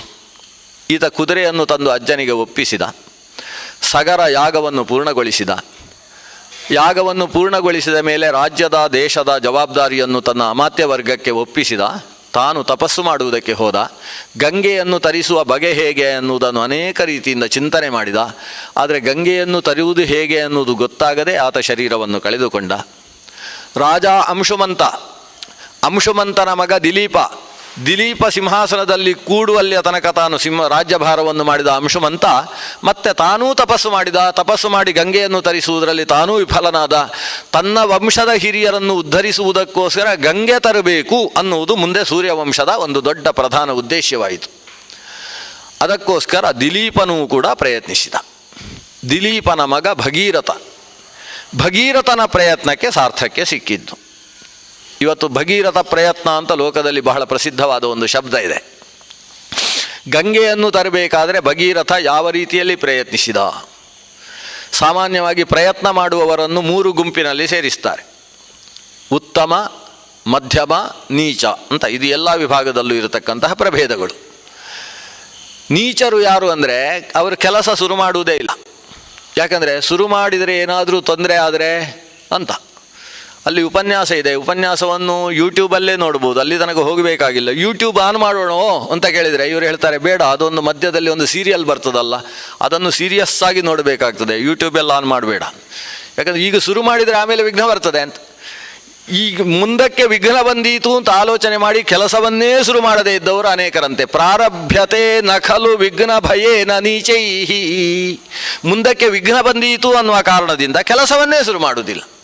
ಅದು ಯಾವ ಕೆಲಸವೂ ಆಗ್ಬೋದು. ಒಂದು ದೇವಸ್ಥಾನವನ್ನು ಪ್ರತಿಷ್ಠೆ ಮಾಡುವುದಿರ್ಬೋದು, ಅಥವಾ ಒಂದು ಎಜುಕೇಷನ್ ಸೊಸೈಟಿ ಶುರು ಮಾಡುವುದಿರ್ಬೋದು, ಒಂದು ವಿದ್ಯಾಸಂಸ್ಥೆಯನ್ನು ಆರಂಭ ಮಾಡುವುದಿರ್ಬೋದು. ಶುರು ಮಾಡಿದರೆ ಏನಾದರೂ ತೊಂದರೆ ಬಂದರೆ ಇವತ್ತೇನೋ ಶುರು ಮಾಡ್ತೇವೆ, ನಾಳೆ ಏನಾಗ್ತದೆ ಅಂತ ಏನು ಗೊತ್ತು ಅಂತ ಕೆಲಸಕ್ಕೆ ಕೈ ಹಾಕದೇ ಇರತಕ್ಕಂತಹ ವ್ಯಕ್ತಿತ್ವ ಕೆಲವರದ್ದು. ಇವರು ನೀಚರು ಅಂತ ಇವರನ್ನು ಕರೆದರು. ಇನ್ನು ಎರಡನೆಯ ಕೆಟಗರಿ ಹೇಗೆ? ಪ್ರಾರಭ್ಯ ವಿಘ್ನ ನಿಹತಾಹ ವಿರಮಂತಿ ಮಧ್ಯಾಹ. ಅವರು ಕೆಲಸ ಮಾಡುವುದರಲ್ಲಿ ಬಹಳ ನಿಷ್ಣಾತರು, ಅವರಿಗೆ ಆರಂಭ ಶೂರರು ಅಂತ ಹೆಸರು. ಶುರು ಮಾಡ್ತಾರೆ, ಶುರು ಮಾಡಿದ ಮೇಲೆ ಮಧ್ಯದಲ್ಲಿ ಕೈ ಬಿಡುವುದಕ್ಕೋಸ್ಕರವೇ ಶುರು ಮಾಡುವುದು. ತಾವು ಶುರು ಮಾಡುವಾಗ 4 ಜನರನ್ನು ಸೇರಿಸಿಕೊಂಡು ಶುರು ಮಾಡಿರ್ತಾರೆ. ಕೈ ಬಿಟ್ಟದ್ದು ಇವ ಕೆಲಸವನ್ನು ಮಾತ್ರ ಅಲ್ಲ, ಆ 4 ಜನರನ್ನು ಕೂಡ ಮಧ್ಯ ನೀರಿನಲ್ಲಿ ಕೈ ಬಿಡುವ ಹಾಗೆ ಬಿಟ್ಬಿಡ್ತಾನೆ. ಇಂತಹ ವ್ಯಕ್ತಿಗಳನ್ನು ಮಧ್ಯಮರು ಅಂತ ಕರೆದ್ರು. ಯಾಕಂದರೆ ಶುರು ಮಾಡುವುದಾದರೂ ಮಾಡಿದ ಅಲ್ಲ, ಮುಗಿಸುವ ಕೆಲಸ ಇನ್ನು ಉಳಿದವರು ಯಾರಾದರೂ ಮುಗಿಸ್ಬೋದು, ಅಂತೂ ಶುರು ಮಾಡುವ ಕೆಲಸ ಮಾಡಿದ್ದಾನೆ. ಆದ್ದರಿಂದ ಮಧ್ಯ. ಪ್ರಾರಭ್ಯ ವಿಘ್ನ ನಿಹತಾಹ, ವಿಘ್ನದಿಂದ ಪೆಟ್ಟು ತಿಂದವರಾಗಿ, ವಿರಮಂತಿ ಮಧ್ಯ, ಮಧ್ಯದಲ್ಲೇ ವಿರಾಮ ಕೊಡ್ತಾರೆ. ಇನ್ನು 3ನೇ ಥರದ ಜನ ಇದ್ದಾರಲ್ಲ, ಅವರನ್ನು ಉತ್ತಮ ಜನರು ಅಂತ ಕರೆಯುವುದು. ವಿಘ್ನೈಹಿ ಪುನಃ ಪುನರಪಿ ಪ್ರತಿಹನ್ಯಮಾನಾ ಪ್ರಾರಬ್ಧಮುತ್ತಮ ಜನಾ ನ ಪರಿತ್ಯಜಂತಿ. ಅದು ಎಷ್ಟೇ ವಿಘ್ನಗಳು ಬರಲಿ, ಬಂದಂತಹ ವಿಘ್ನಗಳನ್ನು ಗುದ್ದಿ ಕೆಳಕ್ಕೆ ಹಾಕಿಕೊಂಡು ಅದನ್ನೇ ಮೆಟ್ಟಿಲನ್ನಾಗಿಸಿಕೊಂಡು ಅದರ ಮೇಲೆಯೇ ಏರಿಕೊಂಡು ಗುರಿಯನ್ನು ಮುಟ್ಟತಕ್ಕಂಥವರಿದ್ದಾರಲ್ಲ, ಅಂಥವರನ್ನು ಉತ್ತಮ ಜನರು ಅಂತ ಕರೀತಾರೆ. ಅದಕ್ಕೆ ದೃಷ್ಟಾಂತ ಭಗೀರಥ. ಗಂಗೆಯನ್ನು ತರುವುದು ಹೇಗೆ ಅಂತಲೇ ಗೊತ್ತಿಲ್ಲದೇ ಇದ್ದ ಪರಿಸ್ಥಿತಿ. ಗಂಗೆಯನ್ನು ತರುವುದಕ್ಕೆ ಹಿಮಾಲಯಕ್ಕೆ ಹೋಗಿ ಏನಾದರೂ ಕಣಿವೆ ತೋಡಬೇಕು, ಅಥವಾ ಎಲ್ಲೋ ಅದರ ಉಗಮ ಸ್ಥಾನ ಇದ್ದು ಅಷ್ಟು ಆಳಕ್ಕೆ ಹೊಂಡ ತೆಗೆದ ಮೇಲೆ ಅಲ್ಲಿ ಗಂಗೆ ಸಿಗುವುದು, ಅದನ್ನು ಇಳಿಸಿಕೊಂಡು ಬರುವುದಕ್ಕೋಸ್ಕರ ಕಣಿವೆಗಳನ್ನು ನಿರ್ಮಾಣ ಮಾಡಬೇಕು. ಈ ದೇಶಕ್ಕೆ ಗಂಗೆಯನ್ನು ತರಿಸುವುದು, ಸಾಗರವನ್ನು ಮತ್ತೆ ತುಂಬುವ ಕೆಲಸ, ಇದು ಹೇಗಾಗಬೇಕು ಅನ್ನುವ ಒಂದು ಯೋಜನೆಯನ್ನು ಹಾಕುವುದಕ್ಕೆ ಬೇಕಾದ ಯೋಚನೆಗೆ ಅವಕಾಶ ಇಲ್ಲದೆ ಇದ್ದಂತಹ ಸಂದರ್ಭದಲ್ಲಿ ಭಗೀರಥ ತಾನು ತನ್ನ ಬಾಲ್ಯದಲ್ಲೇ ಸಿಂಹಾಸನವನ್ನು ತ್ಯಜಿಸಿ ಕಾಡಿಗೆ ಬರ್ತಾನೆ. ಹಿಂದಿನವರೆಲ್ಲ ಹಾಗಲ್ಲ, ವಾನಪ್ರಸ್ಥಾಶ್ರಮವನ್ನು ಪಡೆಯುವ ಕಾಲದಲ್ಲಿ ಕಾಡಿಗೆ ಬರುವುದು. ಇವನು ಹಾಗಲ್ಲ, ತನ್ನ ಮಗು ಹುಟ್ಟಿದ ದಿವಸವೇ ಹೊರಟಿದ್ದಾನೆ. ಸಿಂಹಾಸನಕ್ಕೆ ವ್ಯವಸ್ಥೆಯಾಗಿದೆ, ಮಗು ದೊಡ್ಡದಾಗುವಲ್ಲಿಯ ತನಕ ನೋಡಿಕೊಳ್ತಾರೆ ನಮ್ಮ ಮಂತ್ರಿಗಳು ಅಂತ ಹೇಳಿ ತಾನು ಕಾಡಿಗೆ ಬಂದಿದ್ದಾನೆ. ತನ್ನ ಯೌವನದಲ್ಲಿ ಮಾಡಿದ ತಪಸ್ಸು. ಮೊದಲು ಚತುರ್ಮುಖ ಬ್ರಹ್ಮನನ್ನು ಕುರಿತು ತಪಸ್ಸು, ಚತುರ್ಮುಖ ಪ್ರತ್ಯಕ್ಷನಾಗಿ ಗಂಗೆಯನ್ನು ತರುವ ಬಗೆ ಸೀಕ್ರೆಟ್ ಅದನ್ನು ಹೇಳಿಕೊಡ್ತಾನೆ. ಆಮೇಲೆ ಈತ ಗಂಗೆಯನ್ನು ಕುರಿತು ತಪಸ್ಸು ಮಾಡ್ತಾನೆ. ಗಂಗಾದೇವಿ ತಾನು ಪ್ರತ್ಯಕ್ಷಳಾಗಿ ಹೇಳ್ತಾಳೆ, ನಾನು ಆಕಾಶದಿಂದ ಇಳಿಯುವವಳು, ನನ್ನ ವೇಗವನ್ನು ಭೂಮಿ ಸಹಿಸಲಾರಳು. ವೇಗಕ್ಕೆ ಸಿಕ್ಕಿದಂತಹ ಭೂಮಿ ಕಂಪನಗೊಂಡು ಶೇಷನ ಶಿರದಿಂದ ಸರಿದು, ಶೇಷನ ಶಿರ ಅಂದ್ರೇನು, ಅದು ಕಕ್ಷೆಯಲ್ಲಿರತಕ್ಕಂಥ ಸಂಕರ್ಷಣ ಶಕ್ತಿ, ಗುರುತ್ವಾಕರ್ಷಣ ಶಕ್ತಿ, ಅದಕ್ಕೆ ಒಳಗಾಗಿ ಯಾವ ಜಾಗದಲ್ಲಿ ನಿಂತಿದ್ದಾಳೋ ಅಂತಹ ಜಾಗದಿಂದ ಸರಿದು ಭೂ ಪ್ರಪಾತ ಉಂಟಾಗತಕ್ಕಂತಹ ಸಾಧ್ಯತೆ ಇದೆ. ಆದ್ದರಿಂದ ಭೂಮಿಯ ರಕ್ಷಣೆಯ ಜವಾಬ್ದಾರಿ ನೀನೇನಾದರೂ ವ್ಯವಸ್ಥೆ ಮಾಡುವುದಾದರೆ ನಾನು ಇಳಿಯುವುದಕ್ಕೆ ಸಿದ್ಧ. ಹಾಗಾದರೆ ಭೂಮಿಯನ್ನು ರಕ್ಷಿಸುವುದಕ್ಕೆ ಮಾರ್ಗ ಏನು ಅಂತ ಮತ್ತೆ ಗಂಗೆ ಹತ್ರವೇ ಪ್ರಶ್ನಿಸ್ತಾನೆ. ಗಂಗೆ ಹೇಳ್ತಾಳೆ, ನನ್ನ ವೇಗವನ್ನು ಧರಿಸುವುದಕ್ಕೆ ಮುಕ್ಕಣ್ಣ ಸಮರ್ಥನಿದ್ದಾನೆ. ಆದ್ದರಿಂದ ಶಿವನನ್ನು ಕುರಿತು ನೀನು ಒಲಿಸಿಕೊಂಡು ಆತ ಧರಿಸಬಲ್ಲೆ ಅಂತ ಒಪ್ಪಿಗೆ ಕೊಡುವುದಾದರೆ ನನ್ನನ್ನು ಕರಿ, ನಾನು ಆ ಹೊತ್ತಿಗೆ ಇಳಿತೇನೆ. ಇಷ್ಟು 1000 ವರ್ಷದ ತಪಸ್ಸಿನಿಂದ ಬ್ರಹ್ಮನನ್ನು ಒಲಿಸಿಕೊಂಡವ ಮತ್ತೆ 100 ವರ್ಷದ ತಪಸ್ಸಿನಿಂದ ಗಂಗೆಯನ್ನು ಒಲಿಸಿಕೊಂಡ. ಗಂಗೆ ಆದರೂ ಬರ್ತೇನೆ ಅಂತ ಹೇಳ್ತಾಳ? ಇಲ್ಲ, ಗಂಗೆ ಹೇಳ್ತಾಳೆ ರುದ್ರನನ್ನು ತಪಸ್ಸು ಮಾಡು ಅಂತ. ನಾವೆಲ್ಲಾದರೆ ಏನು ಮಾಡ್ತಿದ್ವಿ, ಸಾಕಾಗಿದೆ 1000 ವರ್ಷ 100 ವರ್ಷ ತಪಸ್ಸು, ಸ್ವಲ್ಪ ಚಪಾತಿಯೋ ಇಡ್ಲಿಯೋ ತಿನ್ಕೊಂಡು ಬರ್ತೇನೆ ಅಂತ ಊರಿಗೆ ಬರುವವರು. ಆದರೆ ಇವನು ಹಾಗಲ್ಲ, ಮತ್ತೆ ಅದೇ ನಿರಾಹಾರ ಅಂಗುಷ್ಠಾಗ್ರದಲ್ಲಿ ನೆಲದಲ್ಲಿ ನಿಂತುಕೊಂಡು ಊರ್ಧ್ವಬಾಹುವಾಗಿ ತಾನು ಮತ್ತೆ ತಪಸ್ಸಿನಲ್ಲಿ ತೊಡಗಿದ. ಶಿವನನ್ನು ಕುರಿತು ತಪಸ್ಸು. ಶಿವ ಆಶುತೋಷ, ಅವನು ಶೀಘ್ರ ಪ್ರತ್ಯಕ್ಷನಾಗಿದ್ದಾನೆ. ಏನಾಗಬೇಕು ಅಂತ ಕೇಳಿದರೆ, ಗಂಗೆಯನ್ನು ಧರಿಸಬೇಕು ಸ್ವಾಮಿ. ಶಿವ ಹೇಳ್ತಾನೆ, ಗಂಗೆ ಹಿಮವಂತನ ಮಗಳಾಗಿ ಆವಿರ್ಭವಿಸುವವಳು, ನನ್ನ ಪತ್ನಿಯೂ ಹಿಮವಂತನ ಮಗಳು, ಆದ್ದರಿಂದ ನನಗೆ ಸಂಬಂಧಿನಿಯಾಗಬೇಕು. ಅಂತಹ ಗಂಗೆ ಭಗವಂತನ ಪಾದೋದಕ, ಆಕೆಯನ್ನು ನಾನು ಧರಿಸುವುದಕ್ಕೆ ಸಿದ್ಧನಿದ್ದೇನೆ, ಗಂಗೆಯನ್ನು ಕರಿ ಅಂತ ಹೇಳಿ ತಾನು ಜಟಾಜೂಟವನ್ನು ಬಿಚ್ಚಿ ನಿಂತ, ವ್ಯೋಮಕೇಶನಾಗಿ ನಿಂತಿದ್ದಾನೆ.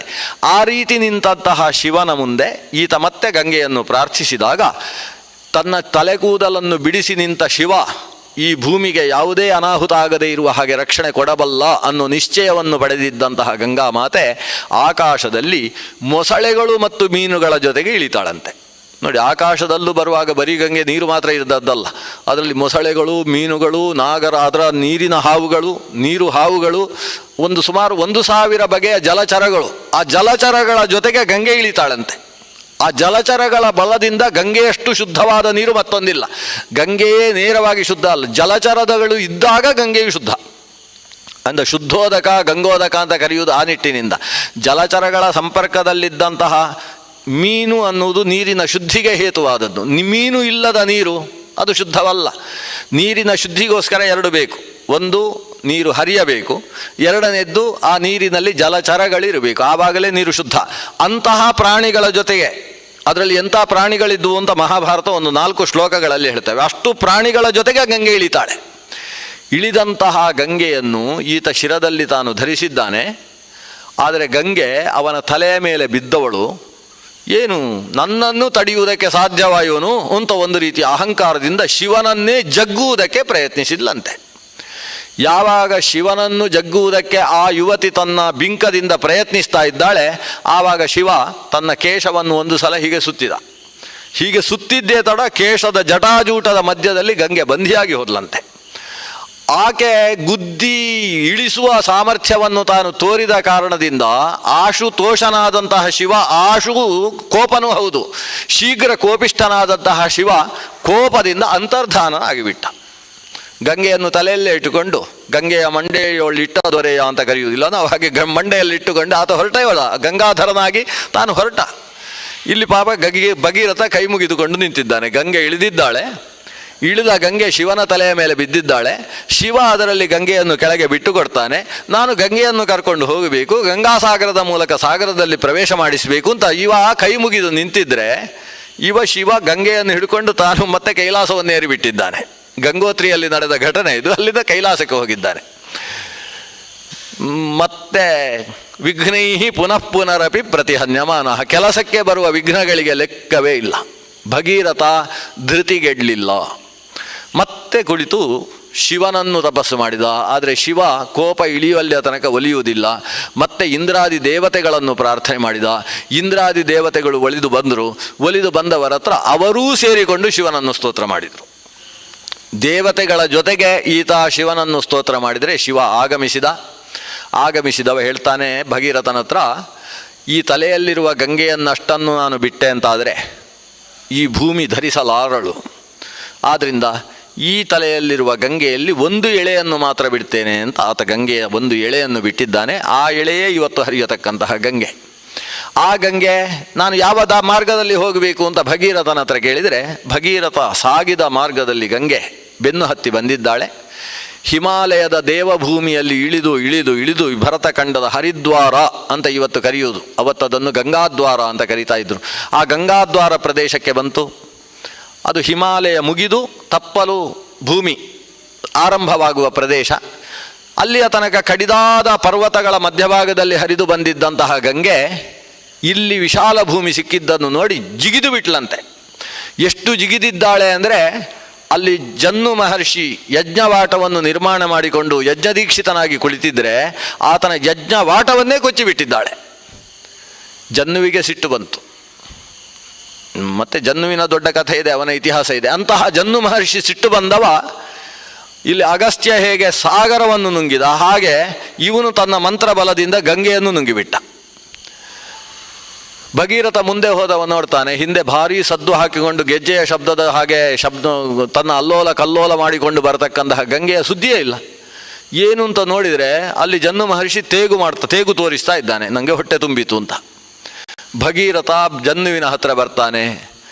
ಬಂದು ಜನ್ನುವಿನ ಮುಂದೆ ಕೂತ್ರೆ ಜನ್ನು ಸಂತೆ ಮಾಡ್ತಾನೆ, ನನ್ನ ಕಣ್ಣಿಗೆ ಕಾಣಿಸಿದರೆ ಜಾಗ್ರತೆ ನೀನು ಅಂತ. ಸಿಟ್ಟು ಕಡಿಮೆ ಆಗಲಿಲ್ಲ ಜನ್ನುವಿಗೆ.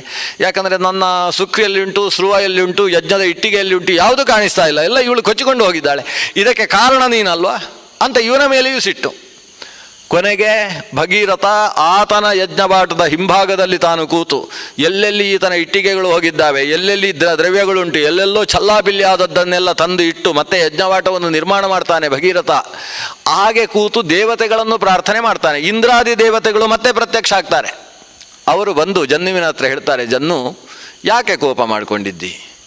ಗಂಗೆ ನಿನ್ನ ಪುಟ್ಟ ಮಗಳಿದ್ದ ಹಾಗೆ, ನಿಮ್ಮ ಮಕ್ಕಳು ಸುಮಾರು 16-17 ವರ್ಷ ಆದಾಗ ಹೀಗೆ ಏನೇನೋ ಚೆಲ್ಲಾಟ ಆಡ್ತಾ ಇರ್ತಾರೆ. ಅವುಗಳೆಲ್ಲ ಹೆಣ್ಣು ಮಕ್ಕಳ ಸ್ಥಿತಿ ಹಾಗೆ ಒಬ್ಬಳು ಮಗಳು ಮತ್ತು ಮನೆಯಲ್ಲಿ ಒಂದು ಅನರ್ಥ ಮಾಡಿದರೆ, ಕಿರಿಕಿರಿ ಮಾಡಿದರೆ ಹೇಗೆ ತಂದೆ ಸಹಿಸಿಕೊಳ್ತಾನೋ ಹಾಗೆ ಸಹಿಸಿಕೊಳ್ಬಾರ್ದಾ?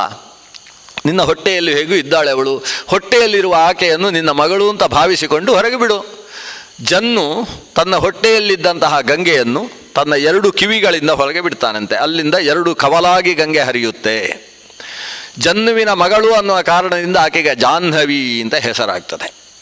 ಹೀಗೆ ಜಾಹ್ನವಿಯನ್ನು ಮತ್ತೆ ಭಗೀರಥ ಕರ್ಕೊಂಡು ಬರ್ತಾನೆ. ಭಗೀರಥನ ಬೆನ್ನ ಹಿಂದೆಯೇ ಬಂದದ್ರಿಂದ ದೇವತೆಗಳು ಹೇಳ್ತಾರೆ, ಬರೀ ಈಕೆ ಜಾಹ್ನವಿ ಮಾತ್ರ ಅಲ್ಲ, ಭಗೀರಥನ ಮಗಳು ಹೌದು. ಆದ್ದರಿಂದ ಈಕೆಯನ್ನು ಭಾಗೀರಥಿ ಅಂತ ಕರಿಬೇಕು.